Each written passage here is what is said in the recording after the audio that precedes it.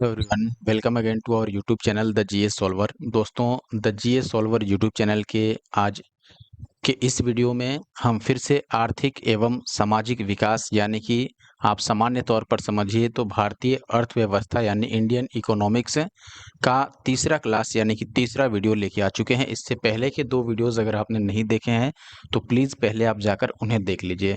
और मैं एक चीज़ देखकर काफ़ी हैरान हूँ कि इकोनॉमिक्स की जो बुक है इसमें स्टार्टिंग के ये सारे चैप्टर्स इतने इंपॉर्टेंट हैं। जैसे आप देख लो, मैंने पॉलिटी कराया, हिस्ट्री कराया, ज्योग्राफी भी करा ही रहा हूँ और उसके अलावा आप देखेंगे साइंस के भी मैंने 1-2 वीडियो डाले हैं। लेकिन मुझे लग रहा था कि जो टैक्सोनॉमी है बायोलॉजी में यानी कि वर्गीकरण का विज्ञान, उसमें 150 से अधिक क्वेश्चन उसमें देखने को मिले थे मुझे। यहाँ तक कि आप मॉडर्न हिस्ट्री की 1857 का चैप्टर देख लो, 1857 के चैप्टर में भी इतने क्वेश्चन नहीं देखने को मिलते, जितने कि आपको इन सब टॉपिक्स में देखने को मिलते हैं। जैसे मैंने इकोनॉमिक्स का ये टॉपिक देखा, ये चैप्टर देखा, इसमें आपको 200 से लगभग 250 के आसपास क्वेश्चन मिल जाते हैं। और इसके बाद का जो चैप्टर, जैसे ये कृषि से संबंधित क्षेत्र है, इसके बाद आपको उद्योग से संबंधित क्षेत्र मिलेगा, उसमें 250 से भी अधिक क्वेश्चन पूछे गए हैं। बताइए, एक चैप्टर में इतने क्वेश्चन। तो ये सारे काफ़ी इम्पोर्टेंट हैं और ध्यान रखिए कि जो इकोनॉमिक्स है इसके क्वेश्चन जनरली आपके करंट अफेयर से जुड़े हुए आते हैं, यानी कि करंट टॉपिक से रिलेटेड ज़्यादातर पूछे जाते हैं। लेकिन इसमें भी कुछ स्टैटिक पार्ट है जो पूछे जाते हैं। तो हम स्टार्ट करते हैं, लेकिन मैं आशा करता हूं कि इससे पहले के दो वीडियो आप ज़रूर देखेंगे। और वीडियो आपको पसंद आया अगर तो वीडियो को लाइक ज़रूर कर दीजिएगा और कमेंट कर दीजिएगा। और अगर आप हमारे YouTube channel the GS solver पर नए हैं तो प्लीज़ चैनल को सब्सक्राइब कर लीजिएगा ऐसे और वीडियो देखने के लिए। और क्लास की अगर पीडीएफ चाहिए आपको तो पीडीएफ के लिए आपको हमारा टेलीग्राम ग्रुप ज्वाइन करना होगा, जिसका लिंक डिस्क्रिप्शन बॉक्स में भी मिलता है। अदरवाइज आप टेलीग्राम पे सर्च भी कर सकते हैं। आई होप कि आप वीडियो को कंप्लीट देखिएगा, वीडियो को कंप्लीट देखिएगा। और यहाँ पर चूंकि ये 250 के आसपास क्वेश्चन है तो मे बी कि ये 2 पार्ट में आए, लेकिन 2 से अधिक पार्ट में नहीं बनाऊंगा। हो सकता है लंबी वीडियो बने, लेकिन 2 पार्ट में मैं इसको कवर करने की पूरी कोशिश करूंगा। अब मैं स्टार्ट करता हूं। पहले हम बुक की नोट्स देखेंगे जो कि काफ़ी कम है, फिर हम क्वेश्चन के थ्रू सारे जो प्रीवियस ईयर हैं उसको कवर करेंगे। स्टार्ट करते हैं आज का अपना पहले नोट्स इस टॉपिक का, फिर हम आएंगे सीधे क्वेश्चंस पर। ध्यान दीजिएगा दोस्तों, आज हमें पढ़ना है कृषि एवं संबद्ध क्षेत्र, यानी कि कृषि और उसके से संबंधित क्षेत्र जो इकोनॉमिक्स यानी अर्थव्यवस्था से जुड़े हैं। अर्थव्यवस्था में या फिर भारतीय अर्थव्यवस्था में कृषि का क्या योगदान है, क्या रोल है, ये सारी चीज़ें हम पढ़ेंगे। जैसे अब हम स्टार्ट करते हैं। पहले सबसे पहले इम्पोर्टेंट्स देखते हैं हम एग्रीकल्चर की, कि इकोनॉमिक्स की दृष्टि से एग्रीकल्चर कितना इम्पोर्टेंट है। आप देखें कि कृषि जो है वो भारतीय अर्थव्यवस्था की रीढ़ मानी जाती है। रीढ़ किसको बोलते हैं? जिस पर कोई चीज़ टिका हुआ होता है। जैसे मानव शरीर जो है उसके सीधे खड़े रहने का मुख्य जो सपोर्ट है वो क्या है? रीढ़ की हड्डी या रीढ़ है। तो वैसे ही उसको सबसे मेन सपोर्टर माना जाता है। तो आप समझेंगे कि जो इंडियन इकोनॉमिक्स है या फिर भारतीय अर्थव्यवस्था जो है उसकी रीढ़ किसको माना जाता है? कृषि को, यानी कि जो एग्रीकल्चर है उसको। आज भी भारतीय कृषि भारत के सकल रोजगार में आधा, ध्यान रखिएगा, जो सकल रोजगार है उसमें आधा हिस्सा, और साथ ही साथ कुल जो कार्यबल है उसमें 54.6% जो कि 2011 की जनसंख्या के अनुसार दिया गया है, का योगदान करती है। इसका मतलब भारतीय कृषि जो है वो भारत के सकल रोजगार में लगभग आधा और कुल कार्यबल में 54.6% का योगदान केवल भारतीय कृषि का है। यह देश की अधिकांश जनसंख्या की आश्रय स्थली है। आश्रय स्थली का मतलब जिनका जीवन इसी पर निर्भर है। तो आप समझिए अधिकांश जनसंख्या ऐसी है जो केवल और केवल कृषि पर निर्भर है। अब आर्थिक समीक्षा, इकोनॉमिक सर्वे अगर 24-25 के अनुसार बात करें तो चालू कीमतों पर वित्त वर्ष 2024 में कृषि एवं संबद्ध क्षेत्र का योगदान देश की जीडीपी में 16% का रहा है, ये ध्यान दीजिएगा। साथ ही यह लगभग 46.1% आबादी को सपोर्ट भी प्रदान करता है। यहाँ दो चीजें थी जो आपको याद रखनी है। एक तो भारत के सकल रोजगार में यानी जो टोटल एम्प्लॉयमेंट है उसमें लगभग आधा हिस्सा कृषि का रहा है या भारतीय कृषि से रिलेटेड है। और कुल जो भी वर्क फोर्स है भारत में उसका लगभग 54.6% जो है वो कृषि में रिलेटेड कार्य करने वाले लोग हैं। और ऐसे ही 24-25 के इकोनॉमिक सर्वे के अनुसार चालू कीमतों पर इसका यानी कि कृषि संबद्ध क्षेत्र का जो योगदान है पूरे देश की जीडीपी में वो 16% का है और लगभग 46.1% आबादी को यह रहने के लिए यानी कि जीवन यापन के लिए सपोर्ट प्रदान करता है। अब आगे देखिएगा दोस्तों, भारतीय कृषि की अब हम विशेषताएं देखते हैं। सबसे पहले तो भारतीय कृषि अभी भी काफ़ी पिछड़ी अवस्था में है। आज भी किसान अवैज्ञानिक विधि से कृषि कर रहे हैं, यानी कि बहुत सारा, जैसे आप गाँव में देखेंगे और जो छोटे-छोटे खेतिहर लोग हैं, छोटे-छोटे जो किसान हैं, वो अवैज्ञानिक तरीके से ही कृषि करते हैं क्योंकि उनके पास उतना साधन नहीं है। भारत में कृषि क्षेत्र की उत्पादकता से यहाँ मतलब है उत्पादन प्रति हेक्टेयर, यानी 1 हेक्टेयर में कितना उत्पादन है, ये काफ़ी कम है। यानी कि 1 हेक्टेयर में जितना उत्पादन होना चाहिए उससे बहुत ही कम है और ये कम होने का कारण है सबसे पहला अवैज्ञानिक विधि से कृषि करना। भारत में कृषि में बड़ी मात्रा में प्रचंड बेरोजगारी पाई जाती है जो किसानों में गरीबी के प्रमुख कारणों में से एक है। देखिए, भारत में जो कृषि है उसमें बहुत अधिक मात्रा में प्रचंड बेरोजगारी पाई जाती है, ये बिल्कुल सही बात है। अब आप पूछेंगे कि ये प्रचंड बेरोजगारी क्या है भाई? तो आपको मैं बता दूं, देखो, प्रचंड बेरोजगारी का मतलब हुआ छुपी हुई बेरोजगारी एक तरह से, जो देखने से नहीं पता चले। खासकर आप ऐसे समझ सकते हैं कि कुछ लोग को अगर हटा दिया जाए किसी काम में से तो भी वो काम रुके नहीं, वो आसानी से हो जाए। जैसे मैं आपसे पूछूं कि देखिए ये एक खेत है, मान लो ये एक फार्म है जिसमें फसल बोना है और फसल की कटाई करनी है यानी कि खेती करनी है। अब बताओ, एक घर में अगर 10 लोग हैं और ये खेत इन्हीं का है और दसों लोग इसमें काम कर रहे हैं, तो यहाँ पर क्या है कि 10 में से मैं बोलूँ कि 5 लोगों को अगर हटा दिया जाए, 5 लोगों को किसी और काम में मान लो लगा दिया जाए और 5 ही लोग यहाँ काम करें, तो क्या उत्पादन में कमी आएगी? आप बोलेंगे नहीं, क्योंकि खेत तो उतना ही है। अब एक ही खेत है अगर, और इसी खेत में 10 लोग मिलके खेती करें या 5 ही लोग खेती करें, अगर इस पूरे एरिया में खेती हो रही है, तो ओवरऑल जो उत्पादन होगा, प्रोडक्शन होगा, वो तो उतना ही रहेगा। तो प्रोडक्शन में कमी नहीं आई, भले ही हम 5 आदमी को हटाकर किसी और काम में लगा दें। तो ये जो 5 आदमी को हम किसी और काम में लगाएँगे, यहाँ पर तो प्रोडक्शन और बढ़ेगा ना, या फिर ओवरऑल आय बढ़ेगी। यहाँ से जो आय होगा और यहाँ से जो आय होगा, ये केवल एक खेत के मुकाबले तो आय ज़्यादा हो गया। तो मेरे कहने का मतलब, ये खेत जो 5 लोग मिलकर भी काम कर सकते हैं, अगर उसी में 10 लोग लग रहे हैं, तो यहाँ पर प्रचंड बेरोजगारी है, यानी कि छिपी हुई बेरोजगारी है। एक ही काम में आवश्यकता से अधिक लोग काम कर रहे हैं, एक ही चीज़ में।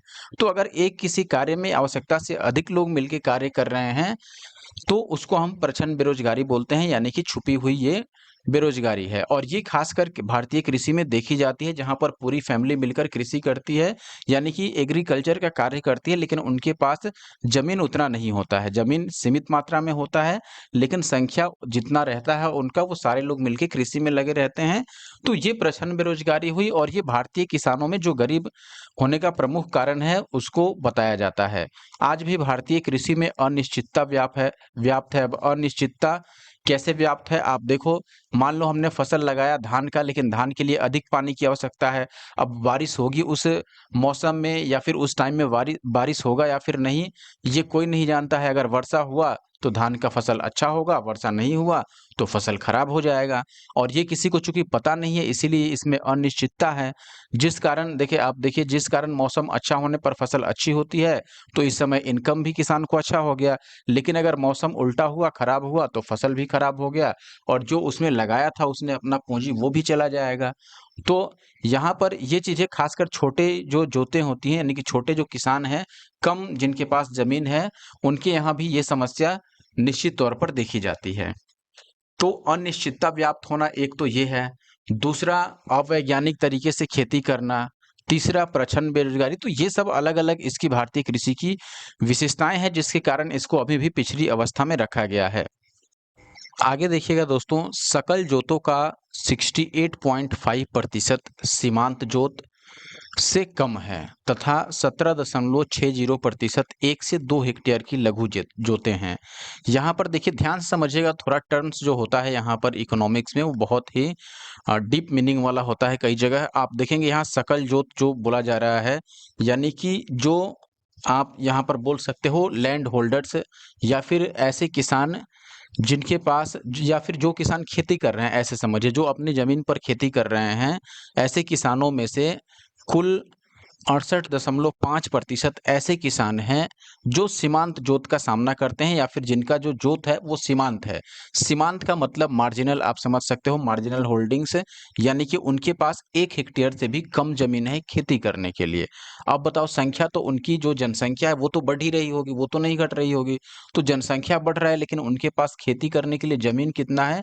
1 हेक्टेयर से कम। यहाँ सीमांत जोत का मतलब है 1 हेक्टेयर से कम भूमि जिनके भी पास है। ऐसे कितने प्रतिशत लोग हैं पूरे कृषि में? 68.5%, यानी कि 50% से भी ज़्यादा, आप समझ लो 68.5% मायने रखता है। ये ऐसे कृषक है, ऐसे किसान हैं समझिए, जिनके पास 1 हेक्टेयर से भी कम भूमि है खेती करने के लिए। इसके अलावा आप देखेंगे तो 17.60% ऐसे किसान हैं जिनके पास 1 से 2 हेक्टेयर के बीच की जोतें हैं, यानी कि बहुत कम भूमि है उनके पास भी, इसीलिए लघु जोत यहाँ पर शब्द लिखा गया है। यानी कि काफ़ी कम भूमि है उनके पास भी, 1 से हेक्टेयर से तो अधिक है लेकिन 2 हेक्टेयर से कम है। तो अगर आप ओवरऑल देखेंगे कि 0 से 2 हेक्टेयर तक कितने ऐसे किसान हैं या खेती करने वाले व्यक्ति हैं जिनके पास 0 से 2 हेक्टेयर तक ही या फिर 2 हेक्टेयर से कम की भूमि है, तो आप इन दोनों को जब जोड़ेंगे यानी कि 68.5 और 17.5, तो ये 86.10% मिलेगा। यानी कि ओवरऑल आप देखेंगे तो 86.10% जो है वो 2 हेक्टेयर से कम वाले लोग हैं। अब बताओ कि भारतीय कृषि कैसे नहीं पिछड़ेगी? जनसंख्या इतना अधिक है, लेकिन इसके अलावा ठीक है, कृषि करने वाले लोग भी हैं, उपकरण की कमी है ही, वैज्ञानिक तरीके की कमी है ही, लेकिन ज़मीन की अनुपलब्धता को आप देखिए, कितना कम ज़मीन है। आप मान लो अगर 100% लोग खेती में लगे हैं, तो इसमें से 86.10% तो ऐसे लोग हैं जिनके पास 2 हेक्टेयर से कम की ज़मीन है। अब बताओ, ये अगर सारे लोग मिलके अगर खेती कर भी रहे हैं, तो मुझे लगता है कि ये लोग अपना पेट पालने लायक भी खेती से नहीं कमा पा रहे होंगे या उत्पादन उतना नहीं होता होगा जितना कि ये अपना घर भी चला पाएँ। समझिए खेती की क्या स्थिति है। इसका मतलब ये हुआ दोस्तों कि 13.90% लोग ऐसे हैं जिनके पास अच्छी खासी भूमि है, ज़मीन है खेती करने के लिए। तो 13.90 और कहाँ यहाँ पर 86.10, अंतर समझिए आप। तो ये सारे मुख्य कारण हैं भारतीय कृषि के पीछे रहने का या फिर कृषि से रिलेटेड जो किसान हैं, उनके गरीब होने का। अब यहाँ पर एक चार्ट दिया गया है जिसे आपको याद रखना है। चार्ट में आपको भारत में जोतों का जो वितरण है, डिस्ट्रीब्यूशन है, उसको दिया गया है। कृषि संगणना 2015-16 के अनुसार ये रिपोर्ट दिया गया है। इसमें सीमांत जोत हम किसको बोलते हैं? जिनके पास 0.5 से भी कम भूमि हो या फिर 1 हेक्टेयर से कम भूमि हो। देखो, ये हेक्टेयर की बात की गई है, यानी कि आप समझ लो कि 0 से 1 हेक्टेयर तक की अगर किसी के पास भूमि है तो उसको हम बोलेंगे कि वो सीमांत जोत है, यानी कि मार्जिनल। और ये कहाँ से कहाँ तक हो सकता है, इसको 2 भाग में डिवाइड किया गया है या क्लासिफाइड किया गया है, जिसमें से पहला है आधे हेक्टेयर से कम और दूसरा है आधे हेक्टेयर से 1 हेक्टेयर तक। लेकिन 1 हेक्टेयर से कम, 1 हेक्टेयर भी नहीं कह सकते, 1 हेक्टेयर से कम कहेंगे हम। अब इसके बाद आता है लघु जोत या फिर छोटी जोत, जिनके पास कम ज़मीन है, यानी कि जिनके पास 1 हेक्टेयर और 2 हेक्टेयर के बीच में ज़मीन है, 2 हेक्टेयर से कम है। 1 से तो अधिक है या फिर 1 है लेकिन 2 हेक्टेयर से कम है, उसको लघु जोत बोला जाएगा। इसके बाद आता है अर्ध मध्यम जोत। तो अर्ध मध्यम जोत किसको बोलेंगे हम? जो 2 हेक्टेयर से लेकर के और 4 हेक्टेयर से कम हो, यानी कि 2 से शुरू हो जाए और 4 से कम तक हो, 2 से 4 के बीच में हो। इसको 2 भाग में डिवाइड किया गया है, एक तो 2 से 3, यानी जो 2 से 3 हेक्टेयर के बीच में हो, और एक 3 से 4, यानी कि 4 नहीं हो, 4 से कम हो लेकिन 3 हो सकता है। 3 हो या फिर 3 से अधिक हो लेकिन 4 से कम होना चाहिए। फिर आता है मध्यम जोत, इसको 3 भागों में कैटेगराइज़ किया गया है। पहला 4 से 5 हेक्टेयर वाला, दूसरा 5 से 7.5 हेक्टेयर वाला और तीसरा 7.5 से 10 हेक्टेयर वाला, यानी कि 10 हेक्टेयर से थोड़ा नीचे हो लेकिन पूरा-पूरा 10 हेक्टेयर नहीं होना चाहिए। अगर वो 10 हेक्टेयर हुआ तो फिर वो मेजर होल्डिंग्स में चला जाएगा, यानी कि वृहद जोत में चला जाएगा, जिसमें 10 हेक्टेयर से लेकर के और 20 हेक्टेयर तक या फिर 20 हेक्टेयर से अधिक कृषि भूमि वाले व्यक्ति शामिल हैं। तो इनको हम वृहद जोत बोलेंगे। वृहद का मतलब है 10 से ऊपर, या फिर 10 भी हो तो भी वृहद मानेंगे। और अगर 4 से 10 तक हो, यानी कि 10 से नीचे तक, 4 और 10 के बीच का, तो उसको मध्यम बोलेंगे। और अगर 4 से छोटा है तो उसको हम अर्ध मध्यम बोलेंगे। और 2 से छोटा हो तो लघु और 1 से छोटा हो तो सीमांत। तो ये डाटा आप याद रखिएगा, ये क्वेश्चन में काफ़ी हेल्प करेगा। अब देखिए हम देखते हैं कि भारत में भूमि सुधार के लिए क्या कदम उठाए गए, खासकर स्वतंत्रता प्राप्ति के बाद। आप देखेंगे स्वतंत्रता के बाद भूमि बंदोबस्ती व्यवस्था जो थी, जो पहले से जैसे अस्थाई बंदोबस्ता महालवारी व्यवस्था चलती आ रही थी, उन व्यवस्था को सुधारने तथा किसानों के हितों को संरक्षित करने और उन्हें कृषि कार्य हेतु प्रेरित करने के लिए अधिनियम बनाकर भूमि सुधार कार्यक्रम लाए गए। यानी कि सरकार ने उसके बाद जो भी सरकार आई, उनको उनके द्वारा लगातार ये प्रयास किया गया कि पुरानी बंदोबस्ती व्यवस्था जो है, कृषि से संबंधित या फिर भूमि से संबंधित उनको हटाया जाए, उनको और अच्छा किया जाए, इम्प्रूव किया जाए और किसानों के हितों के लिए उनके हितों की सुरक्षा के लिए उनको कृषि हेतु प्रेरित करने के लिए तरह-तरह के अधिनियम बनाए जाएँ, जो उनके हितों की रक्षा करें और उनको कृषि कार्य के लिए प्रेरित करें। इनका उद्देश्य मुख्यतः क्या था? यानी कि भारत में भूमि सुधार करने का उद्देश्य क्या था? ऐसे भू संबंध विकसित करना जहाँ खेती करने वाले ही वास्तविक मालिक हो, यानी कि जो खेती कर रहा है वही खेत का मालिक हो। जबकि पहले आप देखते थे कि जमींदार मालिक होता था या फिर कंपनी खेत का मालिक रहती थी, लेकिन कार्य करने वाले किसान वो केवल कार्य कर सकते थे। भू व्यवस्था में समस्त बाधाओं को दूर करना जिससे शोषण रुक सके, और जो पहले अंग्रेजों के टाइम में शोषण चला आ रहा था, उन सभी शोषण को रोकने के लिए भू व्यवस्था में जो भी व्याप्त बाधाएँ थीं, उनको हटाने का प्रयास किया गया। कार्य देखिए इसके लिए क्या-क्या कार्य किया जा सकता है या किया गया, देखिएगा। मध्यस्थों का उन्मूलन, यानी कि जो भी मीडिएटर होते थे, बीच में रहते थे, जैसे जमींदार।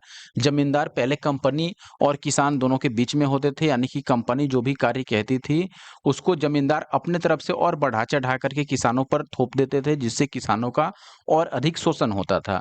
तो यहाँ मध्यस्थों का उन्मूलन किया गया, यानी कि जो भी मीडिएटर जमींदारी व्यवस्था थी या ऐसी व्यवस्था थी, उसको हटाया गया। आप देखेंगे इसके तहत जमींदार या उस जैसी सभी व्यवस्थाओं को समाप्त कर दिया गया तथा भूमि के संबंध में किसानों को सीधे सरकार के संपर्क में ला दिया गया, यानी कि अब भूमि का मालिक किसान है और किसान सीधे भूमि से संबंधित कोई भी बात सरकार के पास रख सकता है और सीधे सरकार से संपर्क साध सकता है। जबकि पहले सरकार से सीधे किसानों का संपर्क नहीं था, बीच में ज़मींदार होता था जो किसानों का बात सरकार को और सरकार की बात किसानों को करता था, और वहाँ सरकार से मतलब ब्रिटिश सरकार से है। दूसरा है काश्तकारी सुधार। इसके अंतर्गत लगान का जो नियमन किया गया, यानी पहले जो लगान व्यवस्था थी, टैक्सेशन था भूमि पर या कर व्यवस्था थी, उसका नियमन किया गया। काश्त अधिकारों को संरक्षित किया गया तथा काश्तकारों को भूमि का मालिकाना हक दिलाया गया।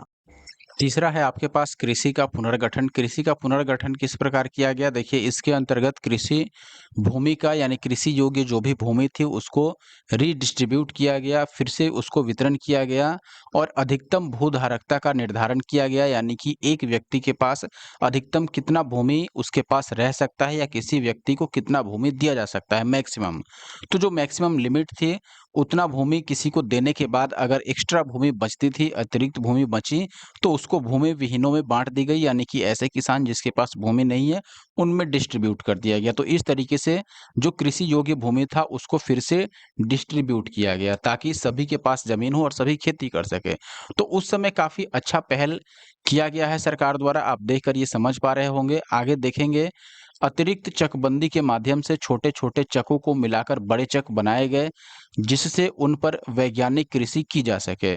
इस कार्यक्रम के अंतर्गत सरकारी कृषि को भी प्रोत्साहित किया गया। अब यहाँ ध्यान दीजिएगा दोस्तों, सबसे पहले तो चक और चकबंदी का मतलब समझिए। छोटे यहाँ पर अतिरिक्त चकबंदी, चकबंदी का मतलब हुआ छोटा-छोटा ज़मीन का टुकड़ा। यानी कि छोटे-छोटे जो भूखंड थे, जो कृषि योग्य भूमि थी, छोटे-छोटे यानी कि अलग-अलग जगहों पर उन सभी चकों को, यानी कि उन सभी छोटी भूमियों को मिलाकर बड़े चक बनाए गए। यानी कि मान लो यहाँ पर 1 कट्ठा ज़मीन है, आधा कट्ठा इधर है, आधा कट्ठा इधर है, तो अलग-अलग काफ़ी सारी ज़मीन है, तो उनको मिला कर के या फिर जिसके पास भी है उसको रिप्लेस करके, यानी कि उतना ही ज़मीन उसको दे करके, और सरकार ने कोशिश किया कि एक ही जगह बड़ा ज़मीन या फिर बड़ा भूमि एक जगह लाया जाए, यानी बड़ा चक बनाया जाए जिस पर वैज्ञानिक प्रयोग किया जा सके या वैज्ञानिक तरीके से कृषि की जा सके, और इस कार्यक्रम में सरकारी कृषि को भी प्रोत्साहित किया जा सकता था या फिर किया गया। आगे देखते हैं, अब आगे आता है आपका यहाँ पर हरित क्रांति के बारे में पढ़ना है, यानी कि ग्रीन रिवॉल्यूशन। देखेंगे हरित क्रांति भारत में कृषि उत्पादन एवं उत्पादकता में तीव्र वृद्धि लाकर भारत को खाद्यान्न क्षेत्र में आत्मनिर्भर बनाने हेतु अनेक कार्यक्रमों का एक समुच्चय था। यानी कि ऐसा नहीं है कि हरित क्रांति एक ही बार में आ गया। हरित क्रांति जनरली आप देखेंगे यहाँ पर तीव्र वृद्धि सबसे पहले तो यानी कृषि उत्पादन और उत्पादकता दोनों में तेजी से वृद्धि लाना, यही हरित क्रांति का उद्देश्य था और ये हुआ भी। और ये खाद्यान्न क्षेत्र में आत्मनिर्भर बनाने हेतु ये अकेले नहीं हुआ, एक बार में नहीं हुआ, कई सारे कार्यक्रमों का ये सेट है। आप देखेंगे जो यूएसए वैज्ञानिक नॉर्मन बोरलॉग ने बीजों पर अनुसंधान कर अधिक उत्पादकता वाले बीजों यानी कि HYV की खोज की। तो ये एक और पॉइंट है जो आप याद रख सकते हैं। अमेरिकी वैज्ञानिक हैं नॉर्मन बोरलॉग, इन्होंने बीजों पर अनुसंधान किया और अधिक उत्पादन वाले बीजों को तैयार किया या फिर खोज निकाला या फिर उनका खोज किया या ऐसा बीज तैयार किया। इन बीजों को उचित सुविधाएं एवं संरक्षण मिलने पर इनसे काफ़ी अधिक मात्रा में उत्पादन प्राप्त किया जा सकता था और इसी कारण बोरलॉग को हरित क्रांति का जनक माना जाता है। एक चीज़ देने योग्य है क्या कि जो नॉर्मन बोरलॉग हैं, ये हरित क्रांति के जनक माने जाते हैं, लेकिन ये विश्व स्तर पर, ठीक है? यानी कि वाइडली अगर आप देखिएगा वर्ल्ड लेवल पे, तो विश्व स्तर पर हरित क्रांति का जनक कहा जाता है बोरलॉग को, लेकिन भारत में अगर हरित क्रांति का जनक आप देखते हैं तो एमएस स्वामीनाथन को कहा जाता है। एमएस स्वामीनाथन, याद रखिएगा, इनको भारतीय हरित क्रांति का जनक माना जाता है। फिर आगे यहाँ लिखा भी है, भारत में हरित क्रांति के जनक माने जाने वाले एमएस स्वामीनाथन ने मैक्सिको की पद्धति को भारत में भी अपनाने पर बल दिया था। भारतीय कृषि को आत्मनिर्भर बनाने की नींव इन्होंने रखी थी। आगे देखिएगा, हरित क्रांति एक पैकेज कार्यक्रम था जिसके अंतर्गत उच्च उत्पादकता वाले बीजों को उर्वरक एवं सिंचाई के माध्यम से पोषण दिया गया तथा कीटनाशकों के माध्यम से इसे संरक्षित किया गया। इसके अतिरिक्त कृषि को आधुनिक एवं वैज्ञानिक बनाने हेतु कृषि में मशीनीकरण को भी बढ़ावा दिया गया। यानी कि हरित हरित क्रांति अकेला कोई कार्यक्रम नहीं था, ये एक पैकेज था, यानी कार्यक्रमों का समूह था। इसमें मुख्य रूप से क्या-क्या किया गया, देखिए, उच्च उत्पादकता वाले बीजों यानी कि जो अधिक उत्पादन करने वाले बीज थे, उनको सही उर्वरक और सही सिंचाई के माध्यम से पोषण दिया गया और साथ ही साथ कीटनाशकों के माध्यम से उसे सुरक्षित किया गया और इसके अतिरिक्त कृषि में आधुनिक वैज्ञानिक विधि और साथ ही साथ कृषि में अनेक मशीनों का भी उपयोग किया गया, जिसके द्वारा फाइनली जो रिजल्ट निकला वो हरित क्रांति बना। आप देखेंगे प्रायोगिक तौर पर 1960-61 में गहन कृषि जिला कार्यक्रम यानी एक ये जिला कार्यक्रम लाया गया जिसका नाम था गहन कृषि।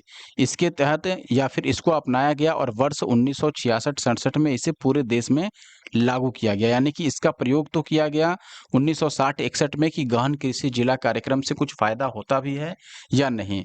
तो ये प्रयोग कर लिया गया 1960-61 में, फिर इसको पूरे देश में लागू कब किया गया, 1966-67 में। आप देखेंगे कि द्वितीय हरित क्रांति में फसलों के दायरे तथा क्षेत्रों में वृद्धि के साथ-साथ कृषि पद्धति को संपोषणीय बनाने हेतु कार्बनिक कृषि को अपनाने पर जोर दिया गया। ठीक है? इसमें पूर्वी उत्तर भारत सहित अनेक क्षेत्रों पर फोकस किया गया जहां संभाव्यता तो है, यानी कि जहां संभव तो है, परंतु हरित क्रांति सफल नहीं हो पाई थी। यानी कि सरकार को लगा कि यहाँ भी हरित क्रांति सफल हो सकता था, लेकिन सफल हुआ नहीं था। तो उसको हरित क्रांति का जो द्वितीय चरण था, उसमें उसको उस पर जोर दिया गया या फोकस में लिया गया। इसमें दलहन जैसी फसलों के उत्पादन पर भी फोकस दिया गया था, जो द्वितीय चरण की हरित क्रांति थी।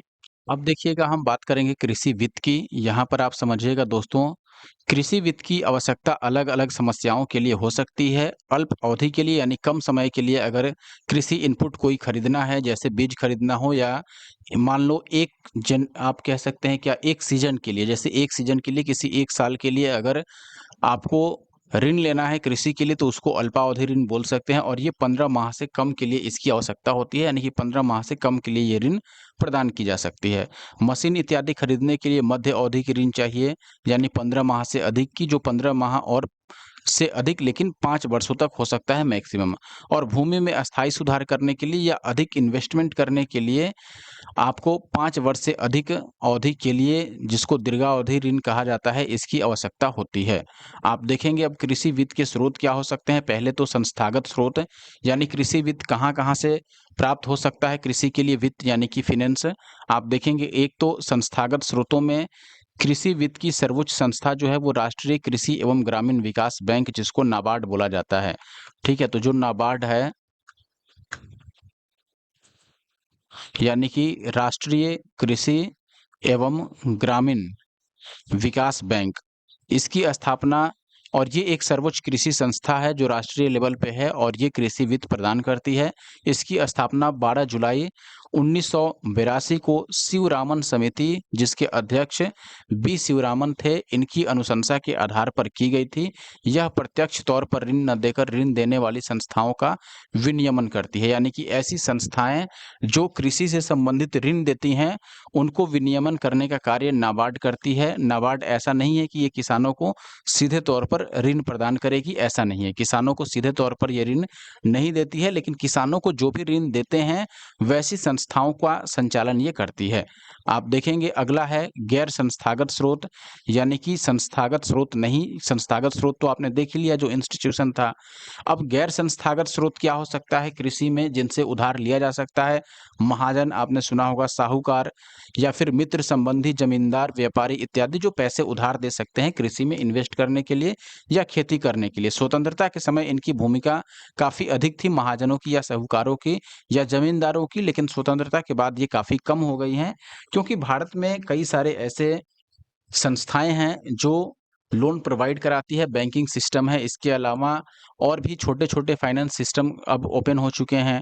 कृषि वित्त के संस्थागत स्रोतों में वाणिज्यिक बैंक हैं, क्षेत्रीय ग्रामीण बैंक है, सहकारी बैंक है और सरकार खुद भी तो है।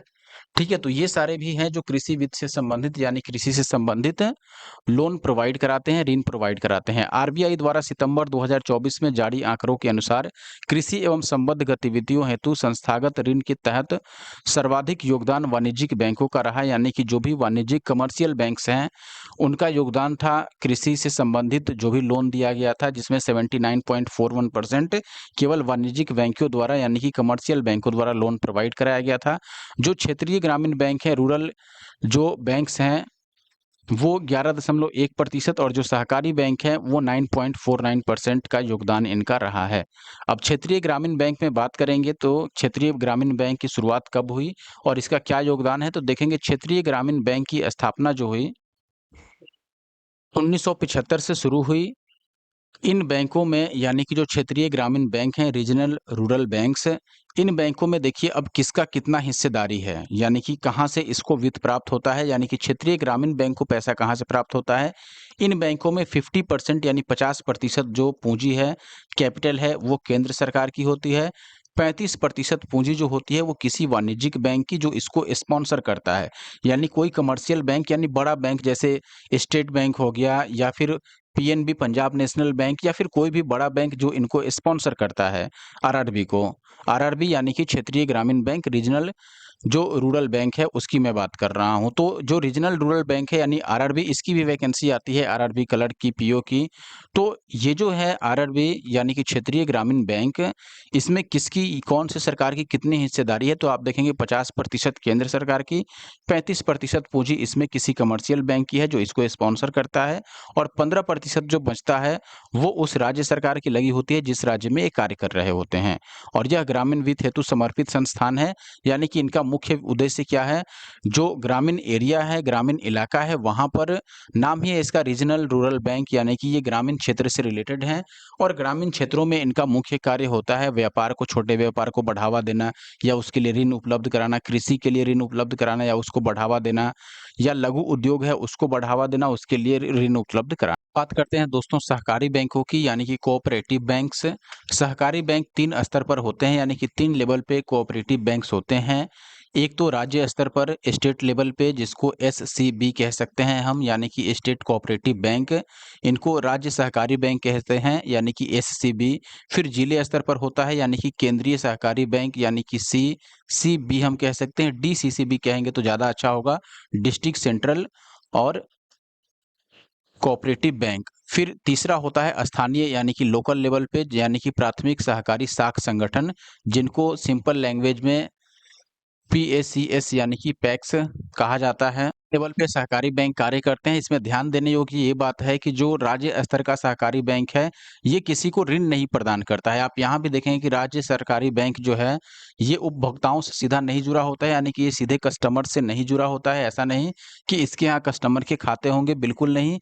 इसका मुख्य काम है जिले वाले को होल्ड करना या फिर जिले वाले को सपोर्ट करना और इसके लिए नियम कानून लाना, इसको अपने कंट्रोल में रखना या फिर राज्य सरकार की जितनी भी स्कीम्स होती हैं, वो इसके द्वारा जिले स्तर पर केंद्रीय सहकारी बैंक को प्रोवाइड कराई जाती है और इनको दिशा निर्देश जारी किया जाता है और ऐसे ही स्थानीय स्तर पर वाले को भी ये दिशा निर्देश देते रहते हैं समय-समय पर, यानी कि 2 और 3 को कंट्रोल करता है एक वाला, ये ध्यान रख सकते हैं आप कि राज्य सहकारी बैंक जो है, ये उपभोक्ता से सीधे नहीं जुड़ा रहता है, लेकिन शेष के जो दोनों स्तरों के बैंक है, इनका विनियमन करता है और इनका पुनर्वित्त पोषण करता है।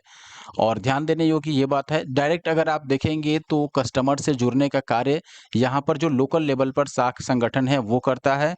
जिला वाला भी डायरेक्ट कस्टमर से नहीं जुड़ता है, ये किसी लोकल संगठन का बैंक अकाउंट ज़रूर होल्ड करता है, जैसे पंचायत समिति, ग्राम पंचायत, जिला परिषद, इनका बैंक अकाउंट ये होल्ड कर सकता है। और ये भी ध्यान दीजिएगा कि कृषि में दीर्घकालीन जो ऋण है, वो भूमि विकास बैंकों द्वारा दिया जाता है, ना कि सहकारी बैंकों द्वारा। इनके द्वारा अल्प समय के लिए ऋण दिया जा सकता है, लेकिन दीर्घकालीन ऋण नहीं दिया जा सकता है। तो अब यहाँ से प्रश्न को शुरू होता है। आई होप कि जो भी नोट्स मैंने बताया आप समझ पाए होंगे और कहीं दिक्कत है, समझने में परेशानी हुई तो प्लीज़ कमेंट ज़रूर कीजिएगा। मैंने अपनी तरफ से पूरी कोशिश की। आप देखेंगे कि नोट्स समझाने में मुझे लगता है कि आधा घंटा से अधिक का समय लगा होगा, जबकि 2 से ढाई पेज का नोट्स था। लेकिन चूँकि इकोनॉमिक्स का है तो टाइम यहाँ पर लगता है और आप अगर समझ पाए अच्छे से तो प्लीज़ वीडियो को लाइक ज़रूर कर दीजिएगा और अगर आप हमारे YouTube channel the GS solver पे नए हैं, तो ऐसे और वीडियो देखने के लिए आप हमारे YouTube channel the GS solver को ज़रूर सब्सक्राइब कर लीजिए।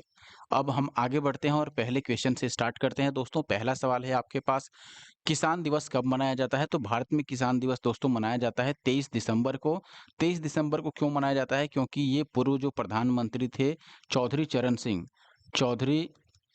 सिंह, इनका जन्म दिवस है और इनके जन्म दिवस पर ही 23 दिसंबर को किसान दिवस मनाया जाता है। आप ये चीज़ यहाँ पर भी देख सकते हैं, पूर्व प्रधानमंत्री चौधरी चरण सिंह के जन्म दिवस के रूप में 23 दिसंबर को किसान दिवस मनाया जाता है। चीज़ है और आप याद रख सकते हैं, सबसे पहले तो चौधरी चरण सिंह जो थे, ये 5वें प्रधानमंत्री थे भारत के और 2001 से इनके जन्म दिवस को यानी कि 23 दिसंबर को राष्ट्रीय किसान दिवस के रूप में मनाया जाता है। कारण कि चौधरी चरण सिंह जो थे, ये किसानों के लिए काफ़ी अच्छे कार्य किए हैं और काफ़ी इम्पोर्टेंट ऐसे कार्य हैं जो चौधरी चरण सिंह द्वारा किसानों के हित के रूप में किया गया। तो ये आप ध्यान रख सकते हैं। अब हम आगे बढ़ते हैं। सेकंड क्वेश्चन है दोस्तों अपने पास, भारत के कृषि उत्पाद व्यापार व वाणिज्य बिल जो 2020 था, इसमें निम्न में से किसका उल्लेख नहीं किया गया था? सबसे पहले तो है ऑप्शन आपके पास, आवश्यक वस्तुओं का उल्लेख नहीं था या फिर संविदा कृषि का उल्लेख नहीं था या न्यूनतम समर्थन मूल्य का या कृषि उत्पाद विपणन समितियों का।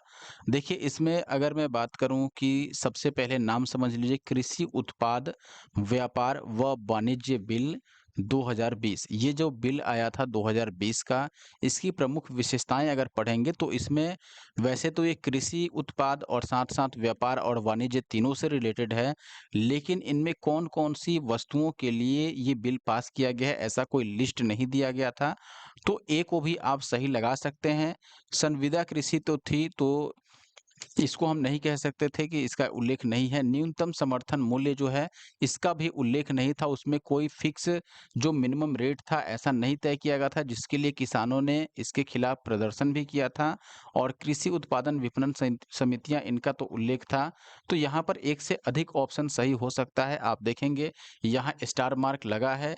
कृषि उपज व्यापार वाणिज्य विधेयक 2020 जो सितंबर 2020 में पारित हुआ और दिसंबर 2021 में इसको निरस्त कर दिया गया था।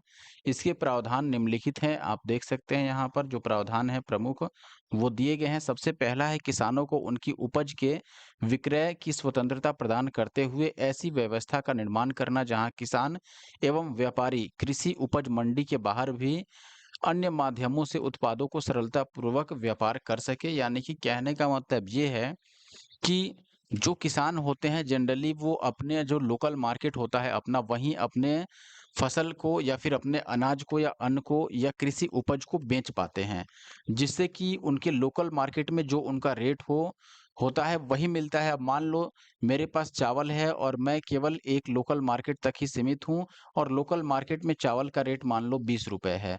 जबकि बाहर में यही चावल दूसरे जगहों पर 50 रुपए या फिर 70 रुपए बिक रहा है। तो बिचौलिया जो आदमी होगा वो क्या करेगा, यही 20 रुपए वाला यहाँ खरीदेगा और बाहर जाके 50 में बेचेगा, तो उसको 30 का तो फायदा हो गया।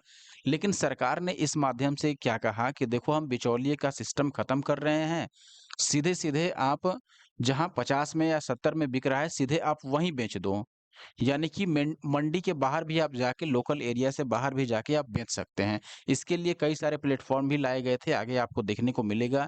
यह विधेयक राज्यों की अधिसूचित मंडियों के अतिरिक्त राज्यों के भीतर एवं राज्यों के भीतर एवं बाहर देश के किसी भी स्थान पर किसानों को अपनी उपज निर्बाध रूप से, यानी कि बिना किसी रुकावट के बेचने के लिए अवसर और व्यवस्था प्रदान करेगा। ऐसा इसमें सिस्टम बनाया गया था कि किसान अपना फसल पूरे देश में कहीं भी बेच सकता है, चाहे राज्य के अंदर या फिर राज्य के बाहर।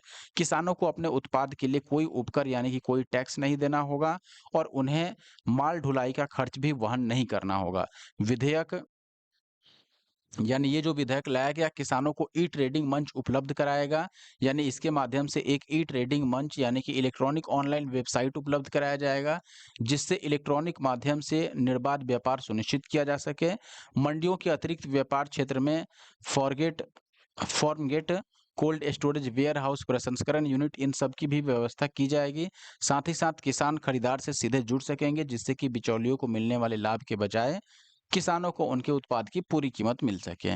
सवाल है दोस्तों, नीचे 2 कथन दिए गए हैं, एक कथन ए और दूसरा उसका कारण कहा जा रहा है। यहाँ पर कथन जो है इसमें बोला गया है, केंद्रीय बजट 2021 में कृषि की आय दोगुनी करने के उद्देश्य के साथ ग्रामीण विकास पर ध्यान केंद्रित किया गया है। साथ ही साथ इसमें कारण दिया गया है इसका कि बजट में घोषित 16 सूत्री कार्यक्रम, जिसमें कृषि, सिंचाई और ग्रामीण विकास, ये इसके मुख्य 4 केंद्र है या फिर पॉइंट्स हैं। तो आप देखेंगे सबसे पहले तो कृषकों की आय को डबल करने की बात कही गई थी इसमें, इसलिए ए तो सही है। तो जहाँ भी ए को गलत बोला गया है, ये तो गलत हो गया।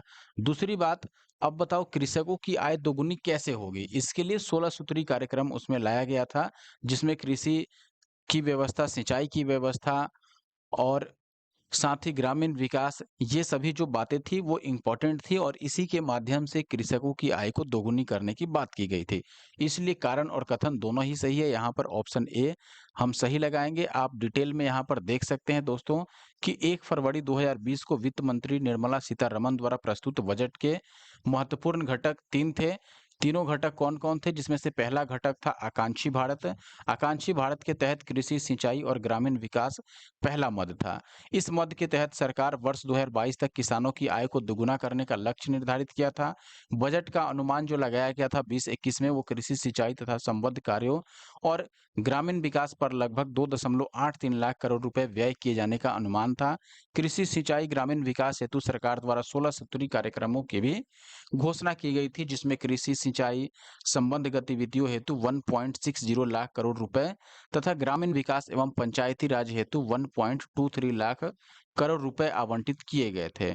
तो इस प्रकार आप देखेंगे कि कथन और कारण दोनों सही। अगला सवाल है दोस्तों, जेनेटिक उद्योग में क्या शामिल है? कृषि, मछली पकड़ना, खनन या फिर शिकार करना? देखो, जेनेटिक उद्योग क्या होता है कि किसी चीज को बेचकर उससे अगर आपको लाभ कमाना है तो आप क्या करोगे, उसकी संख्या में वृद्धि करोगे। अब संख्या में वृद्धि कैसे किया जा सकता है? उसका प्रोडक्शन बढ़ाकर। अब प्रोडक्शन जैसे मान लो, अब कृषि के द्वारा हम क्या करते हैं, कृषि करते हैं तो किसी अनाज की उसका उत्पादन बढ़ाते हैं, प्रोडक्शन बढ़ाते हैं, अनाज का उपज हम अधिक करने की कोशिश करते हैं कि किस प्रकार अनाज का उपज अधिक हो और हम उसको बेचकर लाभ कमा पाएँ। मछली पकड़ने में ऐसा कुछ नहीं है, मछली पालन रहता तो हम मान भी सकते थे कि हम मछली की संख्या में वृद्धि कर रहे हैं।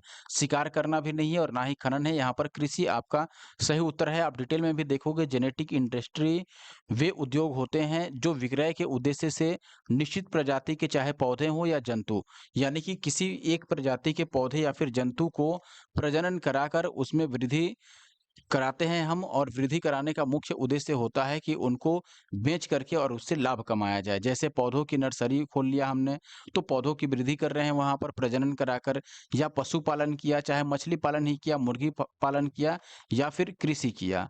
तो ये सारे जेनेटिक उद्योग के उदाहरण हैं, यानी कि उसका जनरेशन बाय जनरेशन, यानी कि उसे जेनेटिक्स का यूज़ करना। खाद्य प्रबंधन, निम्न में से कौन-सा इसका एक उद्देश्य नहीं है खाद्य प्रबंधन का? खाद्यान्नों का वितरण, खाद्यान्नों की खरीद, खाद्यान्नों के बफर स्टॉक का रख-रखाव, या खाद्यान्नों का निर्यात, या फिर उपयुक्त में से कोई नहीं, या इनमें एक से अधिक? देखो, बताओ खाद्यान्नों का प्रबंधन क्यों किया जाता है?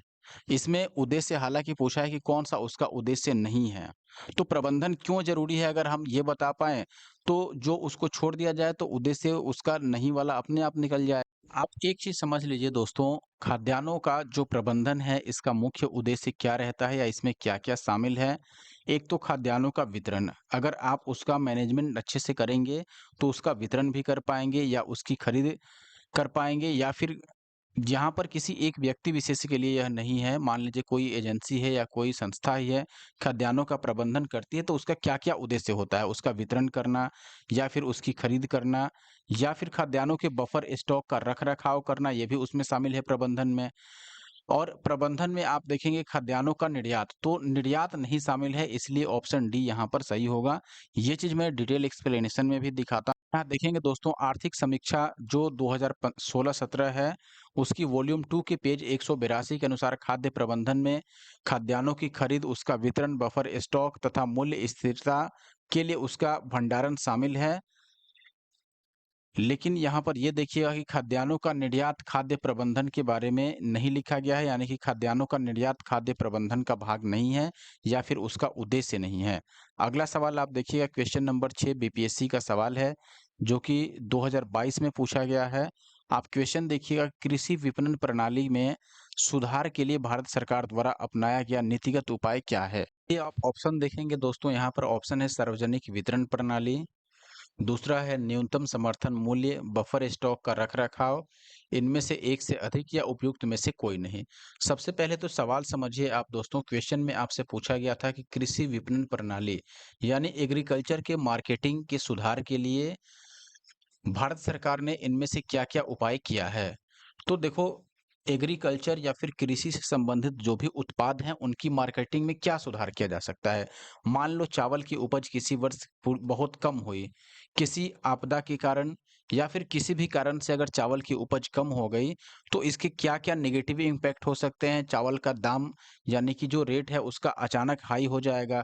कई सारे ऐसे स्टेट या कई सारे ऐसे एरिया होगा, जहाँ पर चावल मिलेगा ही नहीं खाने के लिए, चाहे आप कितना भी पैसा लगा दो। तो ये सारे नेगेटिव इम्पैक्ट हैं। अब इनको सुधार करने के लिए, इनको सही करने के लिए भारत सरकार क्या-क्या किया है? तो देखो, सार्वजनिक वितरण प्रणाली एक तो बनाया है पीडीएस।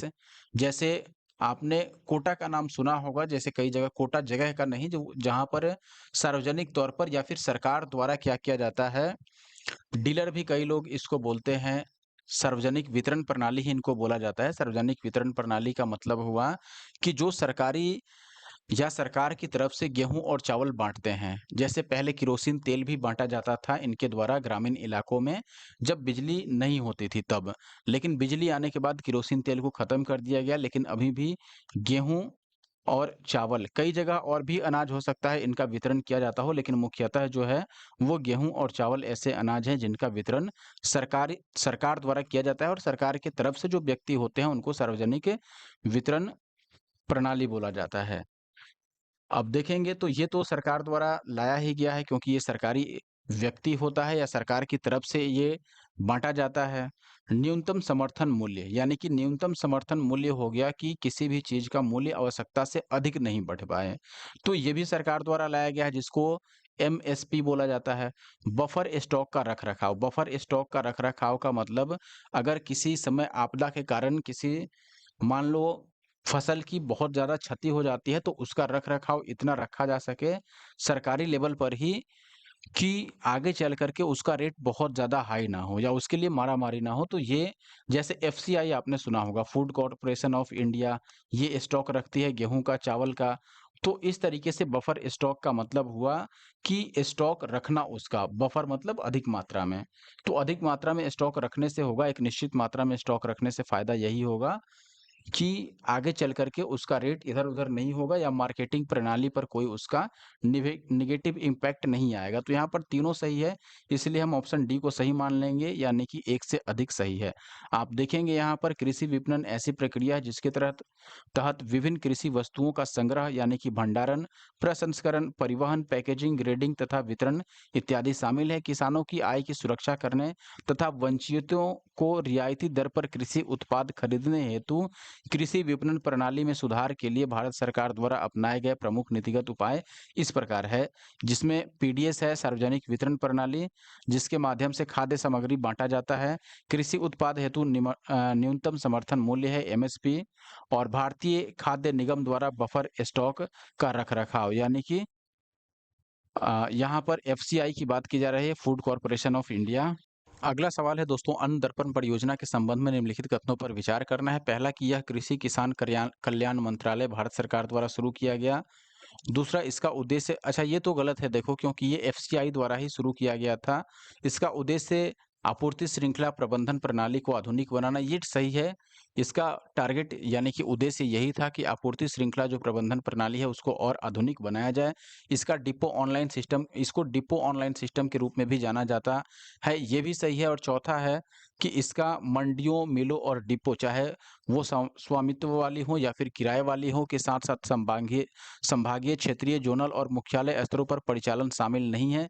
ये गलत है कि ऐसा नहीं है कि इसको क्षेत्रीय स्तर पर या जोनल लेवल पर परिचालित नहीं किया जाता है।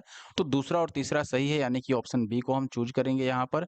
छत्तीसगढ़ पीसीएस 2024 का सवाल है, ध्यान दीजिएगा, बहुत इंपॉर्टेंट क्वेश्चन है और बहुत अच्छे लेवल का क्वेश्चन है। तो दूसरा और तीसरा सही है। इसके बारे में आप देखिएगा यहाँ पर, सितंबर 2024 में एफसीआई द्वारा उपभोक्ता कार्य, खाद्य एवं सार्वजनिक वितरण मंत्रालय भारत सरकार के अंतर्गत कार्यरत खाद्य एवं सार्वजनिक वितरण विभाग की 100 दिन की उपलब्धियों के एक भाग के रूप में अपनी मौजूदा आपूर्ति श्रृंखला प्रबंधन प्रणाली को आधुनिक बनाने के लिए व्यापक डिजिटल परिवर्तन पहल शुरू की गई। इसे फिलहाल डिपो ऑनलाइन सिस्टम के रूप में जाना जाता है। इस महत्वाकांक्षी परियोजना में अन्न दर्पण नामक एक नई और माइक्रो सर्विसेज आधारित एकीकृत आपूर्ति श्रृंखला प्रबंधन प्रणाली का कार्यान्वयन शामिल किया गया है। इस प्रणाली को मंडियों, मिलों, डिपो स्वामित्व तथा किराए पर लगे दोनों तरह के साथ साथ मंडल, क्षेत्रीय, खंडवार और मुख्यालय संचालन सहित विभिन्न स्तरों पर संपूर्ण आपूर्ति श्रृंखला संचालन एवं सेवाओं को सुव्यवस्थित और बेहतर बनाने के उद्देश्य से आधुनिक बनाया जा रहा है। यह परिवर्तन उन्नत प्रौद्योगिकी, अत्याधुनिक सूचना प्रौद्योगिकी, वातावरण एवं एक अनुकूलित आर्किटेक्चरल फ्रेमवर्क की सहायता से किया जा रहा है। तो इसमें सारी चीजें लगभग दी गई हैं। आप देखेंगे कि इस विचार को साकार करने के लिए भारतीय खाद्य निगम यानी एफसीआई ने मेसर्स को कोफोर्ज लिमिटेड को सिस्टम इंटीग्रेटेड यानी कि एसआई के रूप में नियुक्त किया है। मेसर्स कोफोर्ज लिमिटेड ही अन्न दर्पण प्रणाली के एंड टू एंड डिजाइन, विकास, कार्यान्वयन और रखरखाव के लिए जिम्मेदार होगी। यानी कि अब जो अन्न दर्पण प्रणाली है, इसका रखरखाव, इसका कार्यान्वयन, इसका डेवलपमेंट, ये सब कौन देखेगा? Messrs Coforge limited. इसी को इसका कार्यभार सौंप दिया गया है। अन्न दर्पण प्रणाली की परिकल्पना कई प्रमुख उद्देश्यों को प्राप्त करने के लिए भी की गई है, जो भारतीय खाद्य निगम नेतृत्व की रणनीतिक दृष्टि से संरेखित है। ये उद्देश्य मौजूदा प्रणालियों की सीमाओं पर काबू पाने के लिए महत्वपूर्ण है।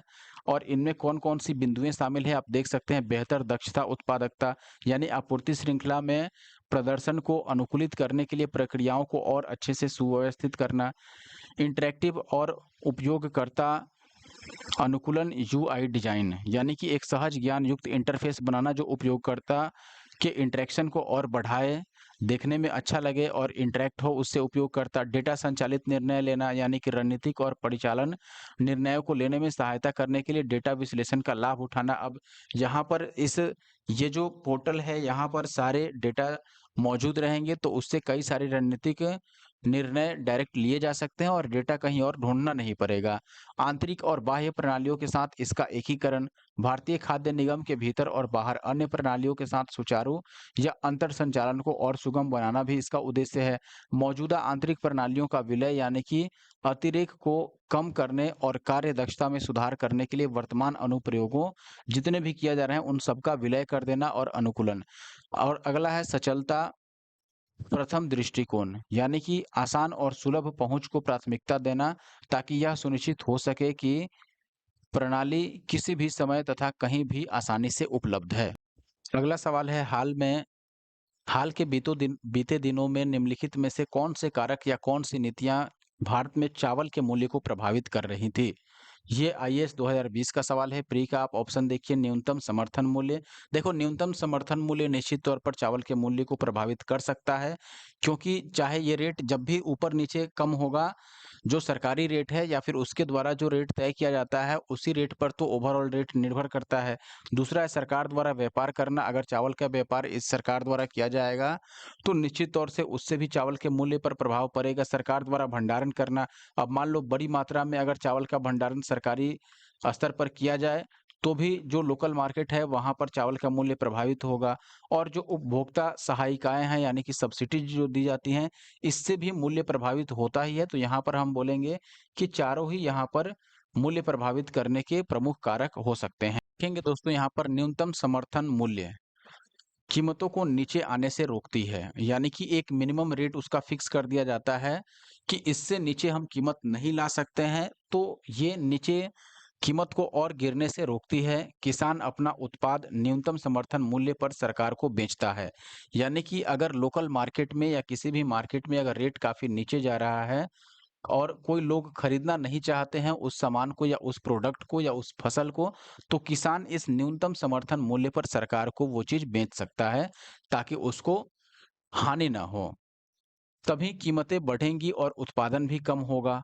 परंतु यदि उत्पादन बढ़ गया मान लीजिए, तो कीमत उस स्तर पर नहीं बढ़ पाएगी, यानी कि कीमत फिर नीचे रह जाएगा। मान लो उत्पादन ज़्यादा हो गया, आवश्यकता है 10 केजी की लेकिन उत्पादन 20 केजी हो गया। तो अब 20 केजी को अगर बेचना है तो इसमें से बिकेगा तो 10 ही केजी, तो लोग चाहेंगे कि हम कम रेट पर बेच दें। तो उत्पादन जब भी बढ़ता है तो रेट क्या हो जाता है दोस्तों, कम हो जाता है। और मान लो अगर उत्पादन बहुत कम हुआ तो उसका रेट बहुत ज़्यादा हो जाएगा। जैसे कई बार आप देखे होंगे कि प्याज की कीमत काफ़ी बढ़ जाती है, टमाटर की कीमत काफ़ी बढ़ जाती है। तो इन सब का कारण यही है, प्रोडक्शन कम होना। अगर उनका उत्पादन कम होगा तो उनका रेट बढ़ जाएगा और उत्पादन अगर अधिक हो गया तो रेट कम होगा। तो यहाँ पर यही बोल रहा है कि यदि उत्पादन बढ़ा तो रेट उस स्तर तक नहीं बढ़ पाएगा, रेट कम ही रह जाएगा। तो ऐसे में भी किसान को अगर लगता है कि कम रेट पर हमें लॉस हो रहा है, तो वो एमएसपी पर यानी कि न्यूनतम जो समर्थन मूल्य है, उस पर वो बेच सकता है सरकार को। यदि व्यापार से अंतर्राष्ट्रीय बाजार में चावल की मांग बढ़ती है, तो इसका प्रभाव चावल की कीमतों पर पड़ेगा। यानी इंटरनेशनल बाजार में भी अगर चावल की मांग बढ़ जाती है, तो भी जो चावल की कीमत है उस पर उसका भी इफ़ेक्ट पड़ता है। सरकार द्वारा भंडारण करना भी चावल की कीमतों को प्रभावित कर सकता है और उपभोक्ता जो सब्सिडीज़ है, ये तो कीमत को घटा ही देती हैं। तो इसका मतलब ये भी प्रभावित कर रही हैं। अगला सवाल है दोस्तों, भारत में निम्नलिखित में से किन्हें कृषि में सार्वजनिक निवेश माना जा सकता है? ऑप्शन है सभी फसलों के कृषि उत्पाद के लिए न्यूनतम समर्थन मूल्य निर्धारित करना, दूसरा है प्राथमिक कृषि साख समितियों का कंप्यूटरीकरण करना और सामाजिक पूंजी विकास, या फिर कृषकों को निःशुल्क बिजली की आपूर्ति, बैंकिंग प्रणाली द्वारा कृषि ऋण की माफी और सरकारों द्वारा शीतगार सुविधाओं को स्थगित करना। शीतागार। अब देखिए, सबसे पहले तो यहाँ बात की गई है किसकी, मैं आपको बता दूं, कृषि में सार्वजनिक निवेश के बारे में पूछा जा रहा है कि किसको कृषि में सार्वजनिक निवेश माना जाए और किसको नहीं माना जाए। सबसे पहले तो सार्वजनिक निवेश का मतलब हुआ जो सबके लिए हो, कोई प्राइवेट या फिर निजी निवेश की बात नहीं की जा रही है। पहला ऑप्शन है सभी फसलों के कृषि उत्पादन के लिए न्यूनतम समर्थन मूल्य निर्धारित करना। ये तो बिल्कुल भी नहीं माना जाएगा, क्योंकि न्यूनतम समर्थन मूल्य जो होता है, ये एक तो सबके लिए हो भी सकता है अगर, तो सार्वजनिक निवेश इसको कैसे मानिएगा बताइए। दूसरा है प्राथमिक कृषि साख समितियों का कंप्यूटरीकरण।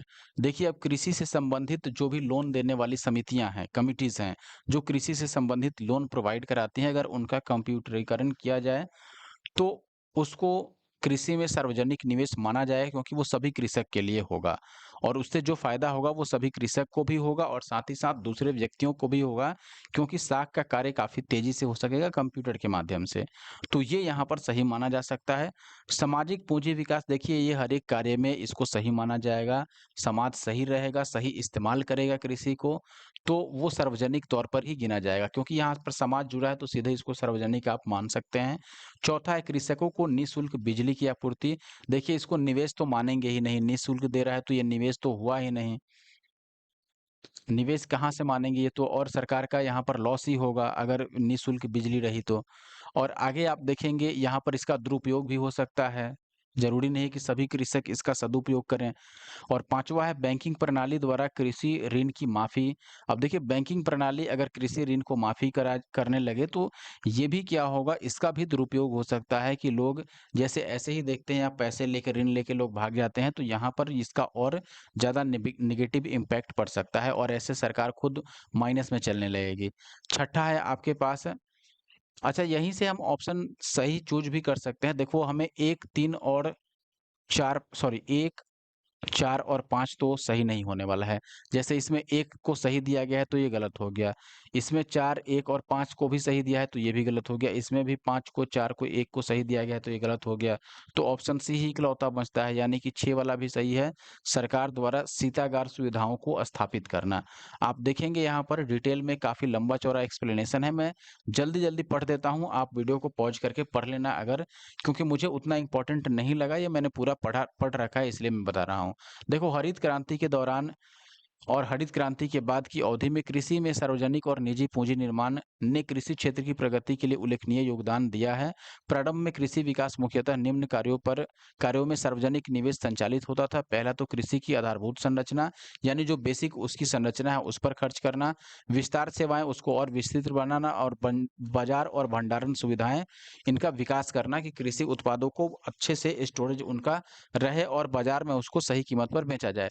बाद में इन निवेशों द्वारा आधारभूत संरचना में सुधारों के कारण भूमि विकास, यानी भूमि को और अच्छा बनाना, भौम जल सिंचाई, फार्म मशीनीकरण यानी मशीन का इस्तेमाल करना, इन सभी में किसान भी खुद निजी निवेश करने के लिए प्रेरित हुए। निजी कंपनियों ने भी कृषि अनुसंधान तथा विकास, विपणन, संविदा कृषि और कृषि संबंधी अन्य सेवाओं में भी निवेश किया और इन निवेशों से कृषि में सार्वजनिक निवेश में काफ़ी अनुपूरित हुआ। अब देखेंगे कि ये और लंबा-चौड़ा लिखा हुआ है, मैं पूरा पढ़ देता हूँ, लेकिन जो भी शॉर्ट में बातें थी वो मैंने आपको स्टार्टिंग में ही समझा दिया। आप देखेंगे यहाँ सिंचाई, सड़कों और विद्युत परियोजनाओं में सरकार के निवेश से कृषि में निजी निवेश प्रेरित हुआ है। दूसरे शब्दों में यदि आप समझें तो सरकार द्वारा बुनियादी आधारभूत संरचना निर्मित की जाती है तो किसान ट्रैक्टर और पंप सेट खरीदने तथा नहर के कमांड क्षेत्रों में नलकूप लगाने के लिए अपने निजी पूंजी निवेश करने के लिए प्रोत्साहित होंगे। अब समझिए अगर नहर पहले सही हो तब तो उसमें नलकूप लगाने के लिए आदमी नलकूप खरीदेगा। मान लो नहर में पानी ही नहीं है तो नलकूप लगा के क्या फायदा हुआ? बात है कि नहीं? ट्रैक्टर खरीद के क्या फ़ायदा हुआ? पंप सेट खरीद के क्या फ़ायदा हुआ? तो यहाँ पर वही कह रहा है कि देखो अगर सरकार की तरफ से जो सार्वजनिक निवेश किया जाएगा, जैसे नहर में पानी छोड़ना या फिर उसमें पानी का लेवल बना के रखना, अगर ये सब रहे तभी तो किसान भी प्रेरित होगा कि चलो जब नहर में पानी है तो हम नलकूप लगा लेते हैं, है कि नहीं? दूसरी ओर सार्वजनिक निवेश को कृषि में निजी निवेश के प्रतिस्थापित के रूप में भी माना जा सकता है। साधारणतया किसान अचल और कार्यशील पूंजी में निवेश करते हैं, जबकि सार्वजनिक निवेश उस प्रकार की परिसंपत्तियों के निर्माण के लिए किया जाता है जो अधिकांशतः सार्वजनिक अधिकार क्षेत्र में होते हैं। सार्वजनिक निवेश द्वारा निर्मित परिसंपत्तियां उपभोक्ता प्रभार चुकाकर या उनके बिना भी किसान समुदाय द्वारा प्रयुक्त हो सकती हैं। क्वेश्चन नंबर 10 क्या है? प्रधानमंत्री किसान सम्मान निधि योजना किस तारीख को शुरू की गई थी? और ये बीपीएससी का सवाल है, अभी भी ये अच्छा सवाल है। ऑप्शन है आपके पास 1 नवंबर 2017 को, 1 जनवरी 2018, 1 फरवरी 2019 या 1 अप्रैल 2020, या फिर इनमें से कोई नहीं या एक से अधिक। आपको बता दें सबसे पहले तो दोस्तों प्रधानमंत्री जो किसान सम्मान निधि योजना है, इसमें होता क्या है, जिसके पास भी खेत है, अपना ज़मीन है, जो कृषि से जुड़े हुए कार्य करते हैं, यहाँ पर सीधे किसान सम्मान निधि योजना यानी कि किसानों के सम्मान में ये योजना खोला गया है और किसानों को कुछ निधि यानी कुछ पैसे की मदद दी जाती है वार्षिक। तो पूरे वर्ष में एक किसान को इसमें 6,000 रुपए दिया जाता है, जिसको 3 किस्तों में दिया जाता है। 3 किस्तों का मतलब 1 साल में 3 बार 2-2 हज़ार रुपए डीबीटी के माध्यम से भेजा जाता है। डीबीटी क्या होता है? डायरेक्ट बेनिफिट ट्रांसफर, यानी कि प्रत्यक्ष लाभ हस्तांतरण। और ये डायरेक्ट लाभुक के खाते में पैसा जाता है। एक बार में 6,000 नहीं प्राप्त होता है, 2,000 करके 2-2 हज़ार 3 बार मिलता है। इसकी शुरुआत की गई थी फरवरी 2019 में ही, लेकिन किस फरवरी को? 24 फरवरी को। 24 फरवरी 2019 याद रखिएगा, इस डेट को ये शुरू की गई थी। इसकी शुरुआत गोरखपुर से नरेंद्र मोदी जी ने किया था, गोरखपुर उत्तर प्रदेश के। और उस दिन यानी 24 फरवरी को पहला बार ये ट्रांसफर हुआ लाभुकों के खाते में, और तब से अभी तक ये चला आ रहा है। बाकी आप डिटेल सॉल्यूशन में यहाँ पर देखिएगा, जो इम्पोर्टेंट चीजें हैं वो मैं यहाँ पर आपको ऑलरेडी हाईलाइट कर दिया हूँ कि इतना चीजें आपको ना पढ़ना पड़े। आप देखेंगे यहाँ पर 24 फरवरी 2019 को प्रधानमंत्री नरेंद्र मोदी द्वारा उत्तर प्रदेश के गोरखपुर जिले से इस योजना को प्रारंभ किया गया, और इसकी पहली किस्त भी लाभार्थियों के खाते में हस्तांतरित किया गया। बजट अनुमान जो 2025-26 में है इस योजना के लिए, वो लगभग 63,500 करोड़ रुपए आवंटित किए गए हैं। संशोधित अनुमान 25 में जो था, वहां भी 25 में भी 63,500 करोड़ रुपए दर्ज थी। और जबकि बजट का अनुमान उस समय 60,000 करोड़ लगाया गया था, लेकिन बाद में उसको संशोधित करके 63,500 किया गया, और यही आपका 25-26 में भी है। अगला सवाल आप देखेंगे, सेम टाइप का है। क्वेश्चन क्या है? प्रधानमंत्री यानी कि पीएम किसान योजना जो है वो कब प्रभाव में आई थी, यानी कि कब से लागू हुआ? तो 24 फरवरी 2019 हमने बता ही दिया। और आप देखेंगे ये करंट क्वेश्चन है। करंट का मतलब कि उत्तराखंड पीसीएस 2024 में पूछा गया है, और ये जो क्वेश्चन था पिछला बीपीएससी में, वो 2022 में पूछा गया था। तो आप देख रहे हैं कि एक स्टेट पीसीएस का क्वेश्चन दूसरे स्टेट पीसीएस में निश्चित तौर पर रिपीट होने के चांसेस रहते हैं। ये सारी चीजें मैंने ऑलरेडी आपको बता दी है कि ये योजना 24 फरवरी 2019 को शुरू किया गया, 1 दिसंबर 2018 से प्रभावी है, लेकिन पहला किस्त ट्रांसफर हुआ 24 फरवरी 2019 को, और यही डेट आपको आंसर में मार्क करना है। तो इस योजना के तहत पात्र जो किसान होते हैं उनको डीबीटी के माध्यम से 6,000 रुपए वार्षिक सहायता 3 बराबर किस्तों यानी 2,000 रुपए में प्रत्येक किस्त में दी जाती है। और इसका जो शुरुआत हुआ था वो गोरखपुर जिले उत्तर प्रदेश से की गई थी मोदी जी द्वारा। दोस्तों यहाँ पर आपसे पूछा गया है राष्ट्रीय कृषि बाजार।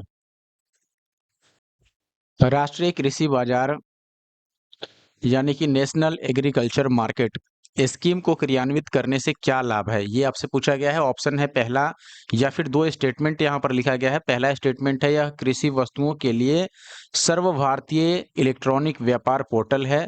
बात किसके बारे में की जा रही है? National agriculture market, it means NAM।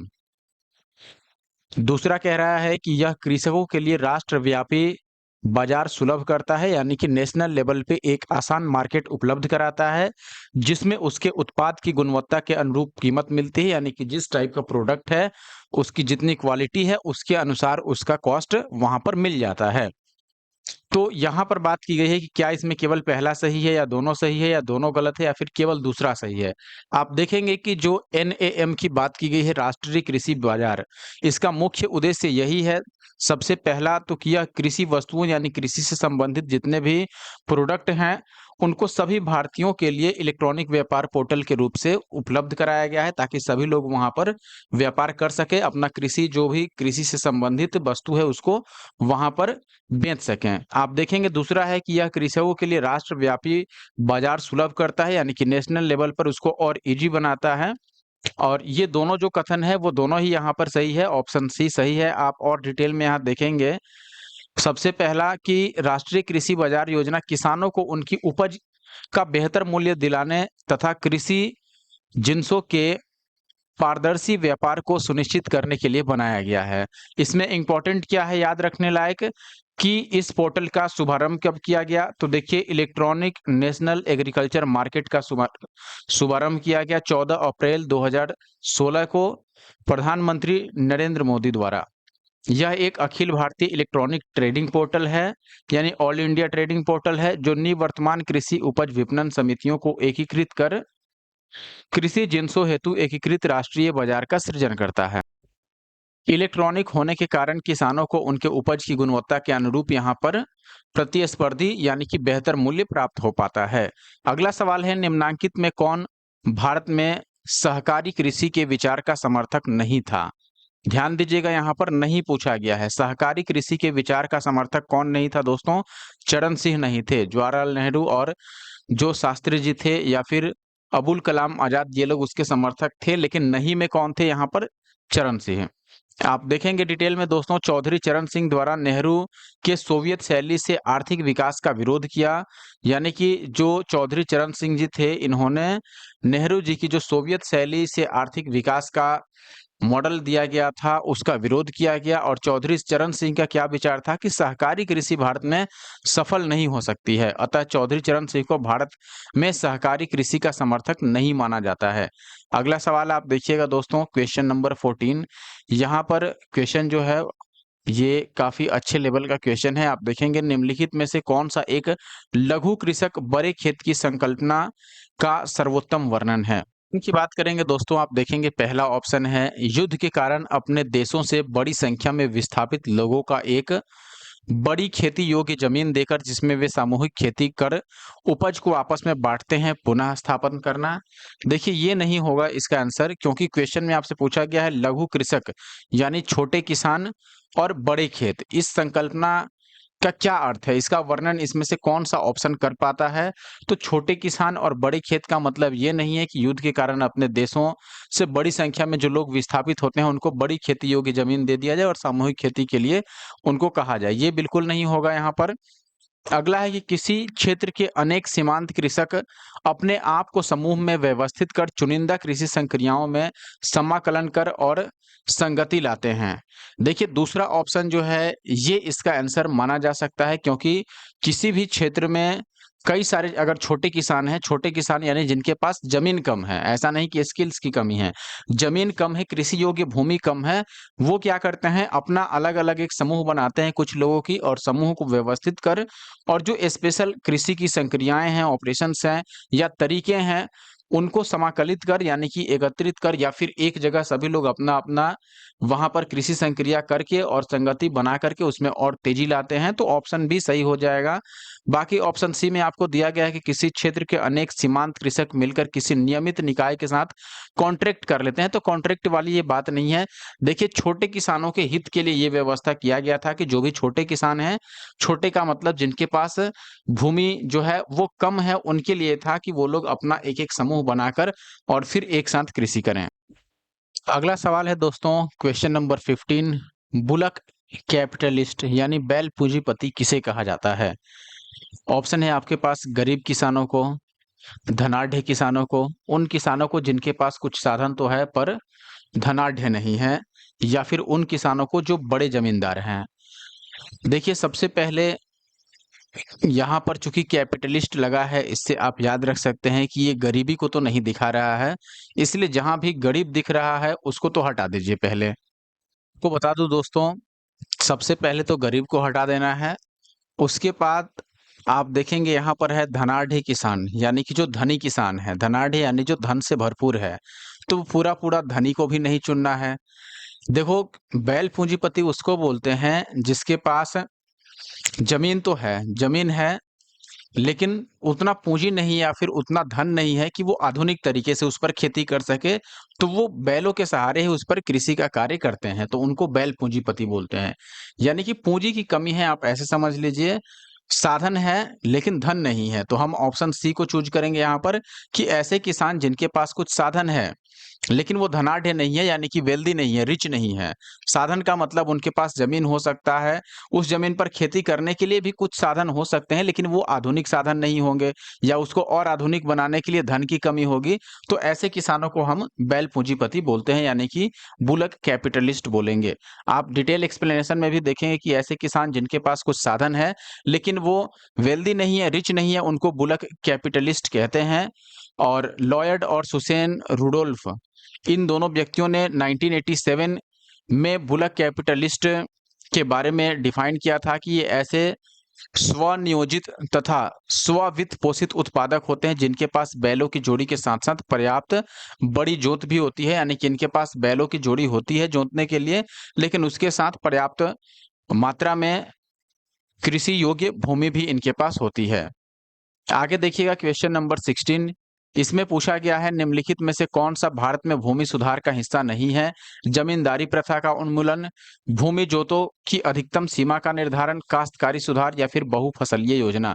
हमने स्टार्टिंग में पढ़ा था दोस्तों, यानी कि जहां पर हमने नोट्स पढ़ा था उसमें बताया था हमने कि भूमि सुधार में क्या क्या कार्य किया गया। उसमें जमींदारी प्रथा का उन्मूलन किया गया, यानी कि जमींदारी प्रथा का अंत किया गया, और भूमि जोतने के लिए जो अधिकतम सीमा हो सकती थी उसका निर्धारण किया गया कि मैक्सिमम एक सीमा होगी कि 10 कट्ठा या कितना जमीन, 10 हेक्टेयर, 10 एकड़, कुछ मात्रा में एक मैक्सिमम लिमिट होगा कि उतना ही जमीन एक व्यक्ति के पास रह सकता है। अगर उससे अधिक उसके पास है तो उसको बाकी लोगों में इक्वली डिस्ट्रीब्यूट किया जाता था।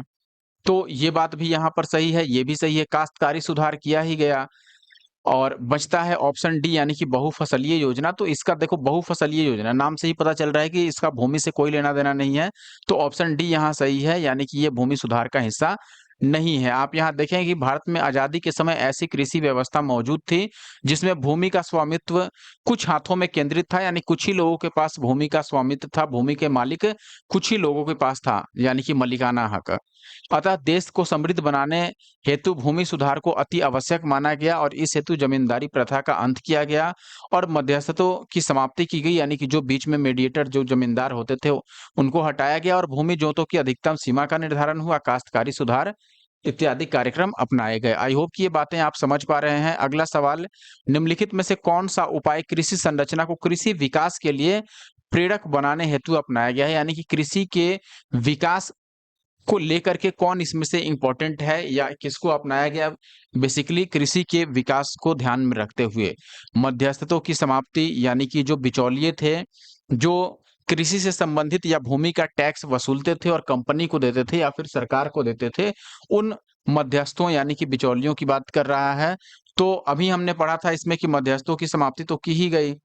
उसके अलावा भूधृति सुधार, यानी कि भूधारण, यानी कि अधिकतम अधिकतम कितना भूमि रख सकता है उसमें सुधार किया गया, ये बात हमने देखा है। जोतों की हदबंदी ये भी किया गया था।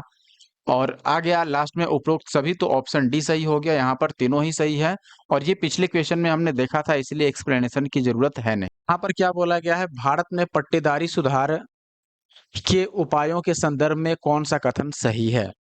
पट्टेदारी सुधार यानी जमीन से संबंधित सुधार ही है, जो जमीन पट्टे पर दी जाती थी उसके बारे में पूछ रहा है। देखिए, पट्टेदारी सुधार में निश्चित तौर पर लगान का भी विनियमन किया गया, अवधि की सुरक्षा की ही गई और पट्टेदारी पर स्वामित्व किसकी होगी इसकी भी घोषणा किया गया था। निश्चित तौर पर यहाँ तीनों सही है, यानी कि ऑप्शन डी को हम सही लगाएंगे। आप ये चीज डिटेल में पढ़ भी सकते हैं। देखिए, लैंड रिफॉर्म्स तथा इसमें विशेष रूप से अगर हम टेनेंसी रिफॉर्म्स की बात करें, पट्टेदारी सुधार की बात करें, तो इसका उद्देश्य सामाजिक न्याय के दृष्टिकोण से पट्टों या फिर जोतों के स्वामित्व का पुनर्वितरण तथा भूमि का अनुकूलतम उपयोग की दृष्टि से प्रचलनात्मक जोतों को पुनर्संगठित करना था या फिर है। भूमि सुधारों के तहत मध्यवर्तियों का उन्मूलन, यानी कि जो बिचौलिए थे उनको हटाना, पट्टेदारी सुधार, लगान विनियमन, पट्टेदारों हेतु पट्टा अवधि की सुरक्षा, यानी कि किसी को जमीन पट्टे पर दी जाएगी तो कितने समय के लिए उन्हें पट्टेदारी का स्वामित्व यानी कि मालिक बनाना, ये सारी चीजें शामिल थी और ये हमने पहले डिस्कस कर लिया है अगर आपने स्टार्टिंग से वीडियो देखा है तो। अगला सवाल देखिएगा, 17वीं बीपीएससी री एग्जाम 2024 का सवाल, बिल्कुल नया सवाल। निम्नलिखित में से कानूनी रूप से निर्धारित अधिकतम आकार जिसके आगे कोई भी किसान कोई भूमि नहीं रख सकता है, इसके बारे में बात की गई है।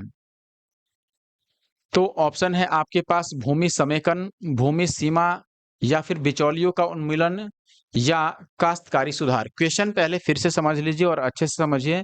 क्वेश्चन में कह रहा था कि निम्नलिखित में से कानूनी रूप से निर्धारित अधिकतम आकार उसको क्या कहते हैं? जो कानूनी रूप से निर्धारित अधिकतम आकार है उसको क्या कहते हैं? जिसके आगे यानी कि जो अधिकतम आकार है उसके आगे कोई भी किसान उससे अधिक भूमि नहीं रख सकता है, उस टर्म को क्या कहते हैं? भूमि समेकन या फिर भूमि सीमा या फिर काश्तकारी सुधार या फिर बिचौलियों का उन्मूलन। देखो यहाँ पर आकार यानी सीमा की बात की गई है कि मैक्सिमम कितना एरिया किसी के पास भूमि का रह सकता है, कितना क्षेत्रफल। तो देखो उन्मूलन से या सुधार से इसका कोई लेना देना नहीं है। अब बचता है भूमि समेकन या फिर भूमि सीमा। तो निश्चित रूप से इसको भूमि सीमा कहते हैं, ऑप्शन बी सही है कि कोई व्यक्ति कितना भूमि या फिर कोई किसान कितना भूमि मैक्सिमम रख सकता है, उससे अधिक नहीं रख सकता। तो इसको भूमि सीमा यानी कि लैंड सीलिंग बोलते हैं। कानूनी रूप से निर्धारित अधिकतम आकार है जिसके आगे यानी कि जिससे अधिक कोई भी किसान भूमि नहीं रख सकता। उससे कम रख सकता है लेकिन उससे अधिक नहीं।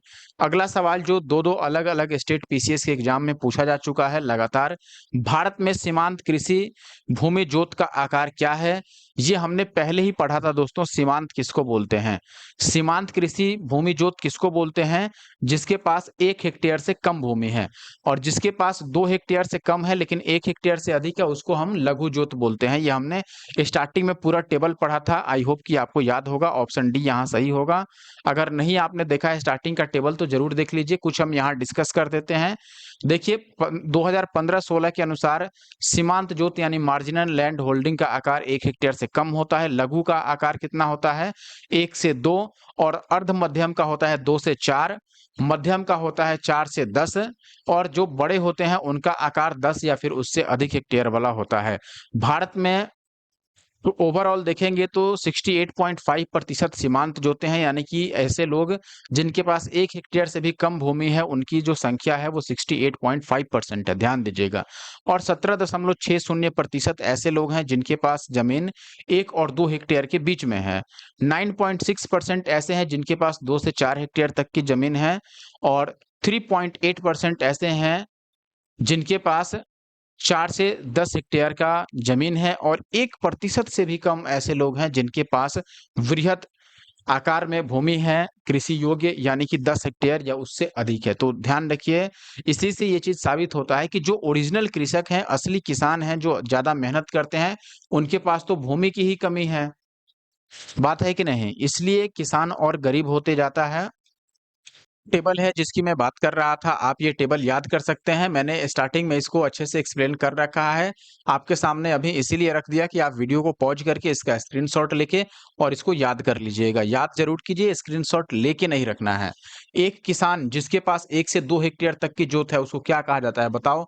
अभी मैंने बताया था कि अगर 1 हेक्टेयर से कम है तो उसको हम क्या बोलेंगे? 1 हेक्टेयर से, अगर किसी किसान के पास 1 हेक्टेयर से भी कम जमीन है तो उसको हम बोलेंगे सीमांत कृषक। और लघु बोलते हैं जिसके पास 1 से 2 है, यानी 1 से तो अधिक है लेकिन 2 से कम है। ऐसा भी नहीं है कि 2 से अधिक हो गया या 2 के बराबर। 2 के बराबर भी हुआ या 2 से अधिक, तो वो चला जाएगा किसमें? अर्ध मध्यम कृषक में। और मध्यम कृषक होता है जो 4 से 10 हेक्टेयर तक जिसके पास जमीन हो, 10 नहीं होना चाहिए, 10 से कम, और 10 या उससे अधिक होगा तो उसको हम बृहद कृषक बोलते हैं। ये ऊपर वाले टेबल में है ही, आप यहाँ पर देख सकते हैं। 1 से 2 बोला गया था तो देखो 1 से 2 जिसके पास होगा उसको लघु बोलेंगे, और ये चीज मैंने पहले भी डिस्कस कर दिया है। अगला सवाल आप देखेंगे, बिहार में कृषि भूमि जोतों का जो औसतन आकार है वो दूसरे राज्यों की तुलना में किस प्रकार का है? न्यूनतम है या फिर न्यूनतम से द्वितीय, या फिर उच्चतम है या उच्चतम से द्वितीय है, या इनमें से कोई नहीं? ध्यान रखिएगा, बिहार में जो कृषि भूमि है और जो कृषि भूमि का जोत है उसका औसतन जो साइज है वो दूसरे राज्यों की तुलना में सबसे नीचे से दूसरा स्थान है, यानी कि न्यूनतम से द्वितीय आप बोलोगे, ऊपर से दूसरा नहीं, टॉप से नहीं, बॉटम से, नीचे से दूसरा है। तो ये और भी मतलब समझिए कि दयनीय स्थिति है यहाँ पर। और ये 2015 का जो लास्ट रिपोर्ट है, चूंकि ये 17 का क्वेश्चन है तो आप देखेंगे यहाँ पर 15-16 के रिपोर्ट के अनुसार बिहार में कृषि भूमि की जोतों का जो औसतन आकार है वो 0.39 हेक्टेयर है, समझिए, जो दूसरे राज्यों की तुलना में न्यूनतम से द्वितीय है केरल के बाद, क्योंकि केरल पहला सबसे नीचे वाला स्थान है जिसके पास 0.18 हेक्टेयर है। आप समझिए औसतन कृषि भूमि जो जोत है वो, और इससे ठीक ऊपर है यानी ठीक इसके बाद है बिहार का स्थान।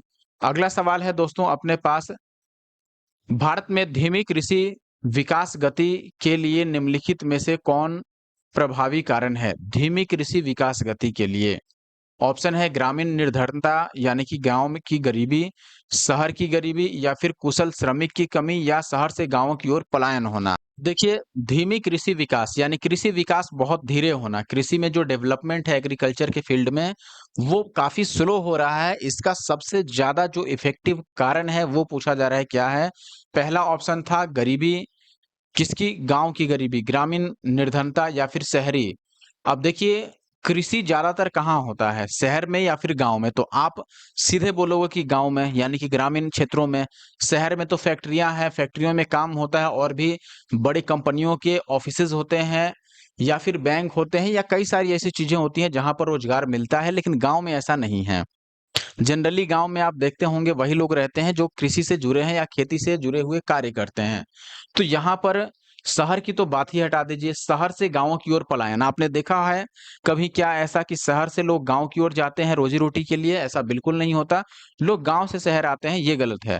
और कुशल श्रमिक, आप बताइए अगर श्रमिक कुशल है, यानी कि जो मज़दूर है वो कुशल है, स्किलफुल है, तो उसके कारण क्या विकास कम होगा या विकास ज़्यादा होगा? उसके कारण डेवलपमेंट में और स्पीड बढ़ेगी ना डेवलपमेंट की, वो कम तो नहीं होगा, तो ऑप्शन सी भी यहाँ पर गलत है। जो करेक्ट आंसर है दोस्तों वो है ग्रामीण निर्धनता, यानी कि गाँव में जो ग्रामीण इलाका है वहाँ पर जो निर्धनता है, गरीबी है, वो इसका सही उत्तर है ऑप्शन ए। आई होप कि ये बात आप समझ पाए होंगे और इसमें लगभग वही चीज़ें लिखी गई हैं जो मैंने आपको समझाया। अगले सवाल में आपको सुमेलित करना है, तो हम पहले डायरेक्ट आते हैं कि सूची 1 और सूची 2 में क्या दिया गया है। ऑप्शन देखिए यहाँ पर दोस्तों, पहला सूची में दिया गया है बड़े सीमांतों को आवंटित भूमि, मालगुजारी के इजारेदारों अथवा तहसीलदारों को आवंटित भूमि, उप किराएदारी पर देने, गिरवी रखने, हस्तांतरण करने, उपहार देने या विक्रय करने के अधिकार सहित प्रत्येक किसान को आवंटित भूमि। और अगला है आपके पास ग्राम्य स्तर पर की गई राजस्व बंदोबस्त। और दूसरे सूची में आपको दिया गया है जागीरदारी प्रणाली, रैयतवारी प्रणाली, महालवारी प्रणाली या फिर जमींदारी प्रणाली। समझिएगा दोस्तों, यहाँ पर हमें डिफाइन करना है एक तरह से। सबसे पहले देखिए पहला ऑप्शन है बड़े सामंतों को आवंटित भूमि। देखिए बड़े सामंतों को जो भूमि आवंटित की जाती है, उसको क्या कहा गया उस समय?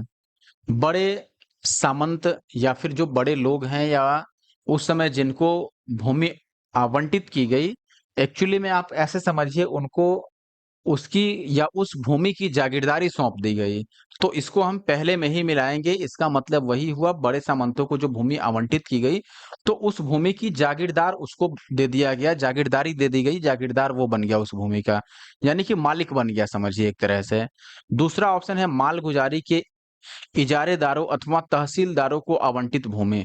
देखिए तहसीलदारों को जो भूमि आवंटित की गई या फिर मालगुजारी व्यवस्था के अंतर्गत या इजारेदारी, इजारा प्रथा किसको बोलते थे? जिसमें जो भू राजस्व था यानी कि भूमि से संबंधित जो टैक्स था, वो वसूलने के लिए एक तरह से ठेका दे दिया गया, ठेके पर दे दिया गया। जैसे तहसीलदार को दे दिया गया कि भाई आप सीधे भू राजस्व वसूलिए और कंपनी को दीजिए। तो जो तहसीलदारों को भूमि आवंटित किया गया मालगुजारी या इजारेदारी प्रथा के अंतर्गत, उसको जमींदारी प्रथा हम कहेंगे, यानी कि उसको एक तरह से जमींदारी सौंप दी गई। अब अगला है आपके पास देखिए सी में क्या है? उप किराएदारी पर देना, गिरवी रखना, हस्तांतरण करना, उपहार करना, विक्रय करना या फिर प्रत्येक किसान को भूमि आवंटित कर देना। तो देखिए जब प्रत्येक किसान को भूमि आवंटित किया गया, जिसमें किसान ही भूमि का मालिक बन गया और वही डायरेक्ट टैक्स पे भी कर रहा था, इसमें बिचौलिए वाला सिस्टम हटा दिया गया। जैसे सामंतों में देखेंगे जागीरदारी जिसके पास होता था वो टैक्स वसूलेगा। मालगुजारी वाले में या तहसीलदार को जब आवंटित किया गया जमींदारी प्रणाली, उसमें भी जमींदार का काम था कि भाई आप जो कृषक हैं, किसान हैं, उनसे टैक्स लीजिए और कंपनी को दीजिए या फिर सरकार को दीजिए। लेकिन जो किराएदारी व्यवस्था आया, जिसको हम सामान्य तौर पर रैयतवारी प्रणाली के नाम से जानते हैं, इसमें सीधे-सीधे किसानों को ही भूमि आवंटित कर दिया गया और किसान ही उस भूमि का मालिक होता था। उसको रैयतवारी प्रणाली बोला गया। और महालवारी प्रणाली क्या था? महालवारी प्रणाली था गाँव लेवल पर ही कुछ लोगों का एक ग्रुप बना दिया जाता था, जो गाँव से वहाँ पर जो भी किसान हैं, उनसे भू राजस्व संग्रह करता था। तो जो ग्रुप रहता था उसी को महाल बोला जाता था या महालवारी प्रणाली वही है। तो यहाँ पर डी को हमने मिलाया है 3 में, सी को मिलाया है दोस्तों हमने 2 में, बी को मिलाया है 4 में और ए को 1 में। तो 1 4 2 3 जहाँ होगा वो सही उत्तर होगा और 1 4 2 3 यहाँ पर है ऑप्शन बी में, तो ऑप्शन बी सही होगा 1 4 2 3। आई होप कि सारी चीजें मैंने क्लियर कर दी हैं। आप ये जो इसमें लिखा गया है इसको भी पढ़ सकते हैं वीडियो पॉज करके। मैंने ये चीजें पहले ही बता दी, इसलिए मैं नहीं पढ़ रहा हूं। अगला सवाल है, कृषि उत्पादन में काष्ठ के हलों के स्थान पर इस्पात के हलों का प्रयोग निम्नलिखित में से किसका उदाहरण है? यानी कि लकड़ी के जो हल होते थे, काष्ठ यानी लकड़ी के जो हल होते थे, उसके बदले में स्टील का हल का यूज किया जाना, इसमें से किसका उदाहरण है? आप क्या समझेंगे अगर लकड़ी के हल के जगह पर मान लीजिए और विकास हुआ, और विकास होने के बाद लकड़ी के हल को स्थानांतरित किया गया किस चीज से? उसको उसको किया गया, आप समझेंगे यहाँ पर इस्पात के हल से यानी स्टील से। तो इसको किस रूप में आप देखते हैं? श्रम बढ़ाने वाली प्रौद्योगिकी प्रगति, यानी कि ऐसा टेक्नोलॉजी जिससे श्रम और बढ़ गया, यानी कि मेहनत और बढ़ गया। क्या लगता है, लकड़ी के बदले में स्टील बना देने से मेहनत और बढ़ जाएगा? बिल्कुल नहीं, काम दोनों में उतना ही करना पड़ेगा। पूंजी बढ़ाने वाली प्रौद्योगिकी प्रति प्रगति, यानी कि ऐसी टेक्नोलॉजी जिससे पूंजी बढ़ सकती है। सी है पूंजी घटाने वाली। देखिए, कोई भी विकास होता है उसमें पूंजी अगर घट रहा है तो उसको कभी भी डेवलपमेंट नहीं माना जाएगा, इसलिए सी को नहीं मानेंगे। अब दो ही ऑप्शन है, या तो इनमें से कोई नहीं या पूंजी बढ़ाने वाली। अब देखिए, लकड़ी का हल होगा तो आसानी से टूट सकता है, सड़ सकता है, गल सकता है, खराब हो सकता है, सूखने के बाद टेढ़ा हो सकता है, लेकिन स्टील वाले में ऐसा नहीं है। तो स्टील में कई सारे फायदे हैं, इसलिए हम बोलेंगे कि यह पूंजी बढ़ाने वाली है। यानी कि एक बार खरीदिए तो आपको काफी लंबे समय तक यह चलेगा, और इससे ऐसा नहीं है कि बार बार आपको खरीदना पड़ेगा, और बार बार नहीं खरीदना पड़ रहा है आपको, तो इसका मतलब इससे कहीं ना कहीं पूंजी में आपके बचत होगा और इससे पूंजी बढ़ेगी। तो ऑप्शन बी यहाँ पर सही माना जाएगा। आप देखेंगे, प्रौद्योगिकी जो प्रगति होती है वो दो प्रकार की होती है, एक तो श्रम बढ़ाने वाली और दूसरी पूंजी बढ़ाने वाली। कृषि उत्पाद में काष्ठ के हलों के स्थान पर अगर इस्पात के हलों का उपयोग किया गया तो इसको हम पूंजी बढ़ाने वाली प्रौद्योगिकी प्रगति यानी कैपिटल ऑगमेंटेशन बोलेंगे। और उन्नत पूंजी संवर्धन प्रगति मौजूदा पूंजीगत वस्तुओं के अधिक उत्पादक उपयोग पर बल देता है। आई होप कि ये बात आप समझे होंगे। अगला सवाल जो है क्वेश्चन नंबर 26, और ये बीपीएससी का पुराना सवाल है लेकिन काफी इंपॉर्टेंट है। भारत के सकल घरेलू उत्पाद में कृषि और उससे संबंधित प्रक्षेप का अंश क्या है? तो देखिए, आज के डेट में ये क्या है, ये तो हमने नोट्स में पढ़ा था, लेकिन चूंकि ये क्वेश्चन है 2008 का, तो ये उस समय के हिसाब से ऑप्शन दिया गया है। क्वेश्चन में चूंकि एक चीज यहाँ क्लियर नहीं मिल रहा है, जैसे आप ध्यान से अगर क्वेश्चन देखे होंगे, क्वेश्चन में ये नहीं पूछा है कि ये किस वर्ष का, यहाँ पर सकल घरेलू उत्पाद में कृषि और उसके क्षेत्र का परसेंटेज पूछ रहा है, यानी कि कृषि का कितना प्रतिशत अंश है या फिर कितना परसेंटेज हिस्सा है ग्रॉस डोमेस्टिक प्रोडक्ट में, यानी कि जीडीपी में इंडिया के। अब यहाँ पर कोई स्पेशल फाइनेंशियल ईयर लिखा रहता तो हम उसका आंसर करते, लेकिन यहाँ नहीं दिया गया, इसलिए आंसर कर पाना मुश्किल है। हालांकि अगर आपसे 2008-9 का पूछा जाए तो 2008-9 में जो था वो 15% था, लेकिन करंट के हिसाब से आप याद रखिए 2024-25 के आंकड़ों के हिसाब से जीडीपी में जो कृषि और उसके क्षेत्र का हिस्सा है वो लगभग 16% का है, ये आप याद रखिए। आगे आने वाले अगर ऐसा क्वेश्चन मिलता है आपको तो आप आंसर कर पाएंगे। अगला क्वेश्चन आप देखेंगे, कृषि का योगदान इस समय राष्ट्रीय जीडीपी में लगभग कितना है? और ये 2012 का क्वेश्चन है। यहाँ भी चूंकि वित्तीय वर्ष क्लियर नहीं है इसलिए बुक में स्टार मार्क लग गया है, तो इसको हम छोड़ के आगे बढ़ते हैं। अभी का जो स्थिति है मैंने आपको बता ही दिया कि 16% अभी। देखिए दोस्तों, इस समय भारत की राष्ट्रीय आय में कृषि का योगदान क्या है? अब देखेंगे लाइन से कितने सारे सवाल ये पूछे गए हैं।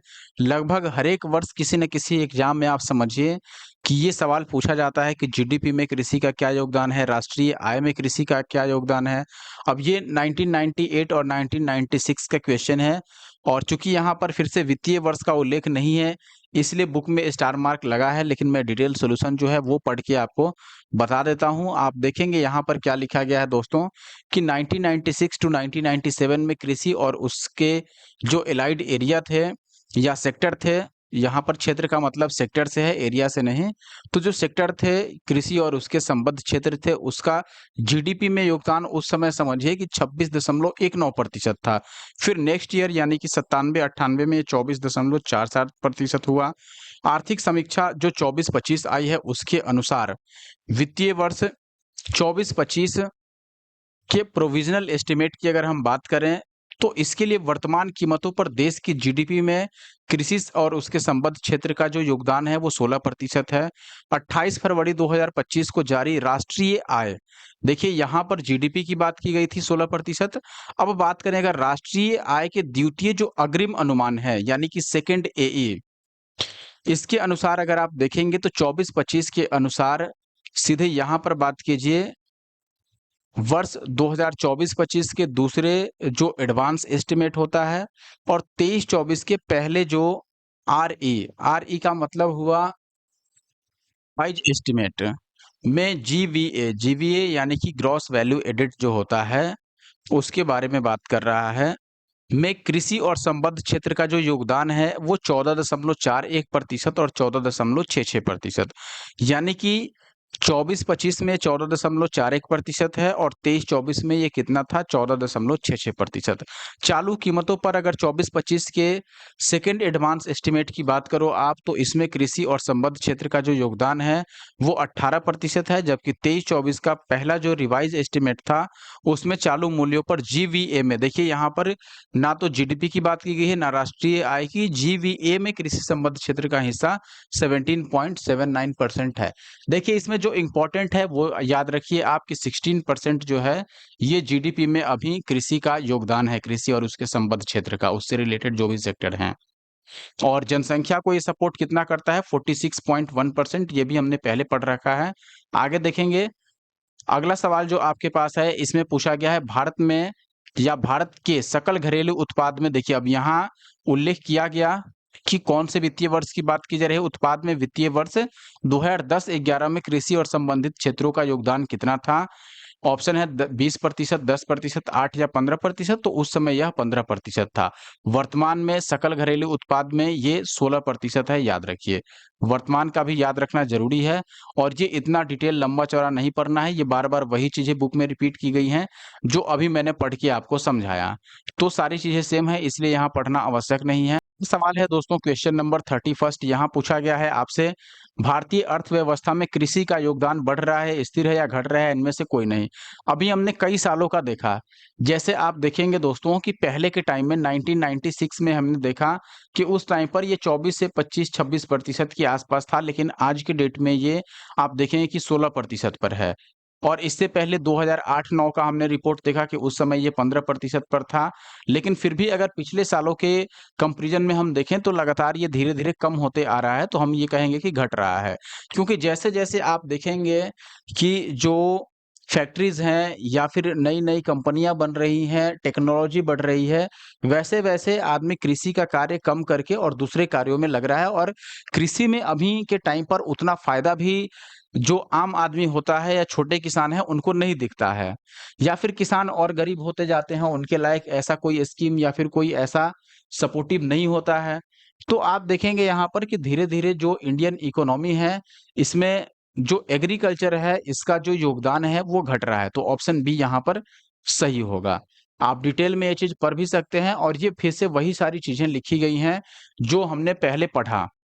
आप देखेंगे पहले की बात कर रहा है कि 1950 की अगर हम बात करें तो जीडीपी में जो कृषि का योगदान था वो लगभग 52% का था और देश की लगभग 70% आबादी कृषि से रोजगार प्राप्त करता था। फिर अब सीधे 2019 की बात किया गया है यहाँ पर कि 19 में लगभग 42% जनसंख्या को ही रोजगार मिल पाया था कृषि में और जीडीपी में इस समय 16% था 2019 में भी। अब आर्थिक समीक्षा यानी कि इकोनॉमिक सर्वे अगर 2024-25 के अनुसार देखते हैं तो इसके अनुसार जो 23-24 का प्रोविजनल एस्टीमेट आया उसमें वर्तमान कीमतों पर देश की जीडीपी में कृषि का योगदान 16% है, जबकि 28 फरवरी 2025 को ये सारी चीजें अब फिर से वही रिपीट हो रही हैं। आप देखिए जो मैंने बताया ये सारा वही डेटा है यहाँ पर, तो इसको मैं आगे नहीं पढ़ रहा हूँ, आप फिर से पढ़ लेना या फिर उस क्वेश्चन में जाके देख लेना क्योंकि ऐसे वीडियो होगा बहुत लंबा, लेकिन क्वेश्चन वही चीज है। यहाँ पर आर्थिक नियोजन के युग का आरंभ, भारत की सकल राष्ट्रीय आय में कृषि का हिस्सा। अब ये कह रहा है कि आर्थिक नियोजन के युग में अगर हम बात करें तो आरंभ से अभी तक भारत की जो सकल राष्ट्रीय आय है यानी कि जीएनआई आप कह सकते हैं इसको, यानी कि ग्रॉस नेशनल इनकम, इसमें कृषि का हिस्सा क्या कम हो रहा है निरंतर, या फिर बढ़ रहा है, या फिर पहले बढ़ा फिर कम हो रहा है, या फिर पहले कम हुआ फिर बढ़ रहा है? तो हमने अभी देखा दोस्तों, चूंकि जीडीपी में ही कृषि का योगदान कम हो रहा है, तो निश्चित रूप से राष्ट्रीय आय में भी उसका कृषि का जो योगदान है, हिस्सा है, वो कम होता जाएगा। तो ऑप्शन ए यहाँ पर सही है। और फिर से आप डिटेल पढ़ेंगे तो डिटेल में वही सारी चीजें यहाँ पर दोहराई गई हैं। ये बहुत मतलब बेकार लगा यहाँ पर मुझे कि एक ही चीजें बार-बार लिखी जा रही हैं। आप पूरा पढ़ेंगे तो पाएँगे कि वही डिटेल है कि 19 में 16% था, 50-51 में 52% था, फिर 24-25 में ये 23-24 के लिए देखोगे तो आप 16% रहा, ये रिपोर्ट, वो रिपोर्ट सब सेम है। तो आगे बढ़ते हैं। अगला सवाल है दोस्तों, एनएसएसओ के 70वें चक्र द्वारा संचालित कृषक कुटुंबों की स्थिति आकलन सर्वेक्षण के अनुसार निम्नलिखित कथनों पर आपको विचार करना है। पहला है कि राजस्थान में ग्रामीण कुटुंबों में कृषि कुटुंबों का प्रतिशत सर्वाधिक है। देश की कुल कृषि कुटुंबों में 60% से अधिक ओबीसी के हैं। केरल में 60% से कुछ अधिक कृषि कुटुंबों ने यह सूचना दी कि उन्होंने अधिकतम आय गैर कृषि स्रोतों से प्राप्त की है। अब देखिए, सबसे पहले तो एक चीज़ ध्यान रखिए दोस्तों कि जो 70वां रिपोर्ट आया था इनका, वो 2014 के आखिरी में इसको जारी किया गया था, लास्ट मंथ ऑफ 2014। इसमें राजस्थान के बारे में जो बात बोला गया है कि राजस्थान का जो ग्रामीण इलाका है या ग्रामीण जनसंख्या है, उसमें कृषि कार्य में जुड़े लोगों का प्रतिशत सबसे अधिक है। यानी कि अगर कार्य की बात करें, रोजगार की बात करें, तो सबसे अधिक लोग कृषि कार्य में जुड़े हैं, ये बिल्कुल कथन सही है। फिर अगर आप ओवरऑल कंट्री की बात करें तो देश के कुल जो कृषि कार्य में जुड़े हुए लोग हैं, उसमें ये कह रहा है कि 60% लोग केवल या उससे अधिक, 60% या फिर उससे अधिक लोग ओबीसी से जुड़े हुए हैं, ओबीसी के यानी कि अदर बैकवर्ड क्लासेस के।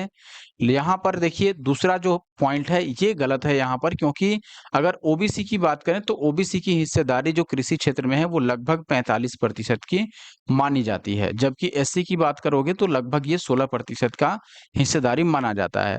आप देखेंगे यहाँ पर 60% था, इसलिए ये गलत है। तीसरा है कि केरल में 60% से अधिक कृषि कार्य से जुड़े हुए लोगों ने यह सूचना दी कि उन्होंने जो मैक्सिमम इनकम जनरेट किया, वो कृषि को छोड़ के कृषि के अतिरिक्त दूसरे कार्यों से या दूसरे स्रोतों से उन्हें प्राप्त हुआ। अधिकतम आय कृषि के अलावा दूसरे कार्य से प्राप्त हुआ। तो ये बात भी और ये रिपोर्ट भी सही है, इसलिए हम बोले कि पहला और तीसरा सही है। तो जहाँ भी दूसरा को सही कहा जा रहा है वो तो गलत हो गया। तो इस प्रकार डी, बी और ए गलत हो गया और सी हो गया सही। आप देखेंगे यहाँ पर हम डिटेल एक्सप्लेनेशन की भी बात कर देखिएगा। सांख्यिकी एवं कार्यक्रम कार्यान्वयन मंत्रालय के राष्ट्रीय नमूना सर्वेक्षण संगठन ने अपने 70वें दौर, जो कि जनवरी से दिसंबर 2013 में कृषक परिवारों की स्थिति का मूल्यांकन सर्वेक्षण के प्रमुख संकेतकों को दिसंबर 2014 में जारी किया। और इस सर्वेक्षण का उद्देश्य भारत सरकार की नीतियों और कार्यक्रमों के संदर्भ में देश के ग्रामीण क्षेत्रों में कृषक परिवारों की स्थिति की जानकारी हासिल करना था, ताकि ये पता चल पाए कि पिछले एक साल में यानी जनवरी से दिसंबर 2013 तक कृषि से जुड़े या कृषि कार्य करने वाले परिवारों की स्थिति किस प्रकार की है, उनके लिए क्या और अच्छा किया जा सकता है, या उनका क्या रिपोर्ट है, क्या डेटा है। तो इसका जो रिपोर्ट आया वो दिसंबर 2024 में यानी 2014 के आखिरी महीने में जारी किया गया रिपोर्ट। और इस रिपोर्ट के अनुसार आप देखेंगे दोस्तों, उत्तर प्रदेश में अगर हम बात करें तो अनुमानित 18.05 मिलियन कृषक परिवार थे। यानी यूपी में जो कृषि से जुड़े हुए फैमिली थे, उनकी संख्या लगभग 18.05 मिलियन थी। और यह देश के कृषक परिवारों का 20% था। यानी कि लगभग 20% ये पूरे देश में जो भी कृषि परिवार हैं उसमें 20% ये होल्ड करता है। और आप यहाँ पर देखेंगे कि राजस्थान का अगर हम बात करें तो सबसे अधिक, देखिए ग्रामीण परिवारों में सबसे अधिक प्रतिशत जो है वो 78.4% कृषक परिवारों का है। और यही वहां पर बोला गया था कि राजस्थान के ग्रामीण इलाकों में सबसे अधिक जो जनसंख्या है वो कृषि से जुड़े लोगों का है। उसके बाद यह आंकड़े जो हैं क्रमशः उत्तर प्रदेश यहाँ पर दूसरा स्थान है, 74.8%, फिर एमपी में दर्ज हैं। केवल ग्रामीण परिवारों में कृषक परिवारों का सबसे कम जो प्रतिशत है वो 27.3% है, ये केरल में है, ये याद रखिएगा। अब आप देखेंगे कि देश में कुल अनुमानित कृषक परिवारों में लगभग 45.4% जो लोग हैं वो ओबीसी के हैं, 45.4%, और 16.3% जो परिवार हैं वो एससी के हैं, और लगभग 13.3% परिवार जो हैं वो एसटी से जुड़े हुए हैं। कृषक परिवार की आय का मुख्य स्रोत इस बात से निर्धारित होता है कि उसके पास जमीन कितनी है। कृषि करने के लिए लोग तो हैं क्योंकि जनसंख्या बढ़ ही रही है, लेकिन जमीन नहीं बढ़ रही है ना, तो यहाँ पर जमीन ज्यादा इंपॉर्टेंट है। केरल को छोड़कर सभी प्रमुख राज्यों में कृषक परिवारों ने अपनी आय का मुख्य स्रोत खेती बाड़ी गतिविधि जैसे जुताई, पशुधन और अन्य कृषि से जुड़े हुए कार्य बताया। केरल में लगभग 61% कृषक परिवारों ने कृषि छोड़कर दूसरे स्रोतों से अपनी अधिकतम आय की जानकारी दी थी, जो कि तीसरा कथन यहाँ पर था। देश में लगभग 52% कृषक परिवार ऋणग्रस्त थे, यानी कि वो लोग लोन से या फिर कहीं ना कहीं से उधार लेकर के उससे ऋणग्रस्त हो गए थे। 52% लगभग कृषक, यानी कि अगर 100 लोगों ने कृषि से जुड़ा हुआ कार्य किया तो इसमें से 52 लोगों ने लोन ही लिया था, समझिए। राष्ट्रीय सांख्यिकी कार्यालय यानी कि एनएसओ द्वारा भारत के ग्रामीण क्षेत्रों में एनएसएस के 77वें यानी कि जो आखिरी दिया गया है रिपोर्ट वो जनवरी से दिसंबर 2019 के सर्वेक्षण पर आधारित है और परिवारों की भूमि एवं पशुधन धारिता तथा कृषक परिवारों की स्थिति का आकलन संबंधित क्या रिपोर्ट है जो लेटेस्ट है वो ध्यान रख लीजिए अब, क्योंकि आगे आने वाले क्वेश्चंस अगर इस टाइप के पूछे जाते हैं तो आपको यहीं से आंसर मिलेगा। पहला तो ग्रामीण परिवारों की आकलित संख्या कितनी है, यानी भारत में ग्रामीण परिवारों की लगभग जनसंख्या जो है वो कितनी है, ये है 172.44 मिलियन। ग्रामीण परिवारों में कृषक परिवारों की संख्या कितनी है, लगभग 93.09 मिलियन। ये संख्या है, ध्यान रखिएगा, परसेंटेज नहीं। अगर आपसे प्रतिशत पूछ लिया जाए कि ग्रामीण परिवारों की कुल संख्या का कितना प्रतिशत परिवार जो है वो कृषि कार्य करता है, तो ये परसेंटेज लगभग 53 से 54% बनना चाहिए, इसी के आसपास बनेगा, 54% से थोड़ा कम होगा। ग्रामीण परिवारों में गैर कृषक परिवारों की आकलित संख्या, आप माइनस कर लोगे तो जो बचेगा वो गैर कृषि कार्य वाले लोग बचेंगे। आप इसमें से माइनस कर लो, देखो 14 में से 9 माइनस करोगे, यहाँ 5, यहाँ पर 3 में से 0 माइनस करोगे तो 3 आएगा, तो इसको माइनस कर लो। तो कोई एक दोनों में से याद रखो, कृषि वाला ही याद रखो, 93.09%। बाकी ग्रामीण परिवारों के प्रतिशत के रूप में कृषक परिवार, देखिए प्रतिशत यहाँ दिया है 54%, और गैर कृषक, अब 100 में से 54 माइनस कर लो तो 46% है, जो कृषि कार्य से नहीं जुड़े हैं। कृषक परिवारों की संख्या के संदर्भ में अगर शीर्ष राज्य यानी सबसे अधिक संख्या कहाँ है कृषि करने वाले लोगों की, तो पहला स्थान आता है यूपी का, फिर महाराष्ट्र, फिर आता है एमपी यानी मध्य प्रदेश, फिर राजस्थान और बिहार, फिर पश्चिम बंगाल। तो इसमें देखेंगे पहला स्थान इंपॉर्टेंट है जो कि यूपी का है, सेकंड महाराष्ट्र का है, और थर्ड मध्य प्रदेश का, और बिहार का इसमें स्थान 5वां है, याद रख सकते हैं, बिहार 5वें नंबर पर है, 1, 2, 3, 4 और 5, और पश्चिम बंगाल है 6ठे नंबर पर। और सबसे कम कृषक परिवार कहाँ है, यानी कि कहाँ पर सबसे कम कृषि कार्य से जुड़े हुए लोग हैं, तो इसमें सिक्किम है पहला जहां पर सबसे कम कृषक परिवार है, फिर मिजोरम है, और प्रतिशत में ये संख्या में बात कर रहा है, संख्या में सिक्किम और मिजोरम में सबसे कम संख्या है कृषि से जुड़े हुए परिवारों की। और प्रतिशत में अगर सबसे अधिक परिवार वाले राज्य की बात करेंगे जहां पर सबसे अधिक प्रतिशत में जनसंख्या है लोगों का कृषि से जुड़े हुए, तो नागालैंड प्रतिशत में सबसे अधिक है, लेकिन नंबर में सबसे अधिक यूपी है। नागालैंड के बाद जम्मू कश्मीर, मिजोरम, राजस्थान, मेघालय, ये सारे वो राज्य हैं जिनके पास सबसे अधिक परसेंटेज है किसकी, कृषक परिवारों की। अब आप देखेंगे अनुसूचित जनजाति के संदर्भ में अगर पूछा जाए कि सबसे अधिक कृषक परिवार कहाँ है, अनुसूचित जनजाति जो कृषि करता है इनकी संख्या सबसे अधिक कहाँ है प्रतिशत में, तो ये है नागालैंड में, और सबसे कम है हरियाणा में, लगभग आधा प्रतिशत। और अनुसूचित जाति की अगर बात किया जाए तो सबसे अधिक परिवार पंजाब में है, लगभग 33.1%, और सबसे कम नागालैंड में यानी कि आधा प्रतिशत। और अन्य पिछड़ा वर्ग ओबीसी के मामले में बात किया जाए तो सबसे अधिक परिवार तमिलनाडु में 78.3% और सबसे कम 0.2%। अगला सवाल दोस्तों, और इस वीडियो का आखिरी सवाल, इसके बाद फिर हम मिलेंगे नेक्स्ट वीडियो में। तो यहाँ पर चूंकि मैंने बताया था कि इसमें 200 250 के आसपास क्वेश्चन मिलेंगे केवल कृषि से रिलेटेड, तो आपको ध्यान से समझना है और टाइम लगेगा दोस्तों यहाँ पर, क्योंकि 250 क्वेश्चन है। अगला सवाल है आपके पास और आखिरी सवाल इस वीडियो का कि राष्ट्रीय प्रतिदर्श सर्वेक्षण कार्यालय, देखो ये क्वेश्चन करने से पहले मैं बता दूं कि अगर आपने अभी तक हमारा YouTube channel the GS solver नहीं सब्सक्राइब किया तो जरूर सब्सक्राइब कर लें ऐसे और वीडियो देखने के लिए। और साथ ही साथ अगर आपको क्लास की पीडीएफ चाहिए तो आप टेलीग्राम ग्रुप जीएस सॉल्वर का, द जीएस सॉल्वर का आप ज्वाइन कर सकते हैं, इसका लिंक डिस्क्रिप्शन बॉक्स में भी मिल जाएगा। और वीडियो को अगर अभी तक लाइक नहीं किया है तो लाइक जरूर कर दें। सवाल था कि राष्ट्रीय प्रतिदर्श सर्वेक्षण कार्यालय 2014 के अनुसार या उसके अनुमान के अनुसार ग्रामीण परिवारों में कृषि में विनियोजित ग्रामीण परिवारों का प्रतिशत कितना है। ऑप्शन है आपके पास 52.5%, 55.6%, 57.8 या 59.2%। याद रखिए दोस्तों कि अगर, चूंकि याद रखने का हालांकि मैं नहीं बोलूंगा क्योंकि ये पहले का सवाल है 14 का, उस समय के हिसाब से 57.8% था।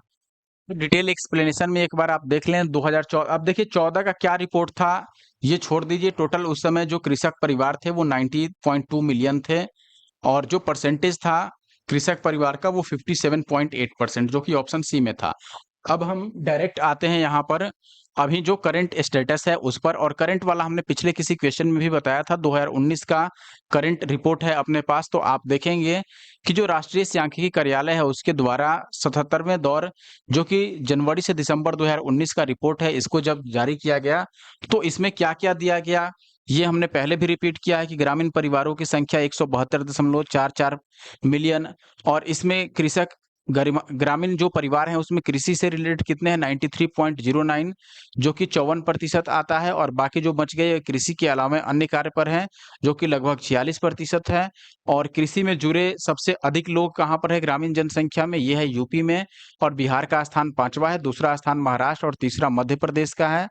और अगर आप बात करते हैं प्रतिशत में कि प्रतिशत में सबसे अधिक कृषि कार्य करने वाले ग्रामीण जनसंख्या कहाँ पर है या कृषक परिवार कहाँ पर हैं, तो सिक्किम और मिजोरम में सबसे कम है।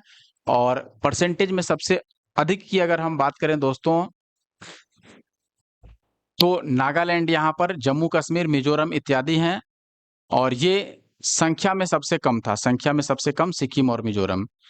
फिर अनुसूचित जाति के संदर्भ में सबसे अधिक नागालैंड में है, अनुसूचित जनजाति के संदर्भ में, और सबसे कम है हरियाणा में, और अनुसूचित जाति के संदर्भ में सबसे अधिक पंजाब, सबसे कम नागालैंड, और ओबीसी के संदर्भ में सबसे अधिक तमिलनाडु और सबसे कम अरुणाचल प्रदेश।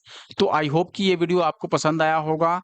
नेक्स्ट वीडियो में हम फिर से क्वेश्चन नंबर 36 आपको मैं दिखा भी देता हूं। क्वेश्चन नंबर 36 काफी अच्छा सवाल है और इस सवाल का जवाब आपको कमेंट बॉक्स में लिखना है। जब भी नेक्स्ट वीडियो में स्टार्ट करूंगा तो यहीं से स्टार्ट करूंगा और देखूंगा कि आपका आंसर सही है कि नहीं है। तो जरूर वीडियो को लाइक कर दें और कमेंट कर दें, और अगर आप हमारे YouTube channel the GS solver पे नए हैं तो जरूर से हमारे YouTube channel the GS solver को सब्सक्राइब कर लें। Thank you for watching the video, मिलते हैं नेक्स्ट वीडियो में।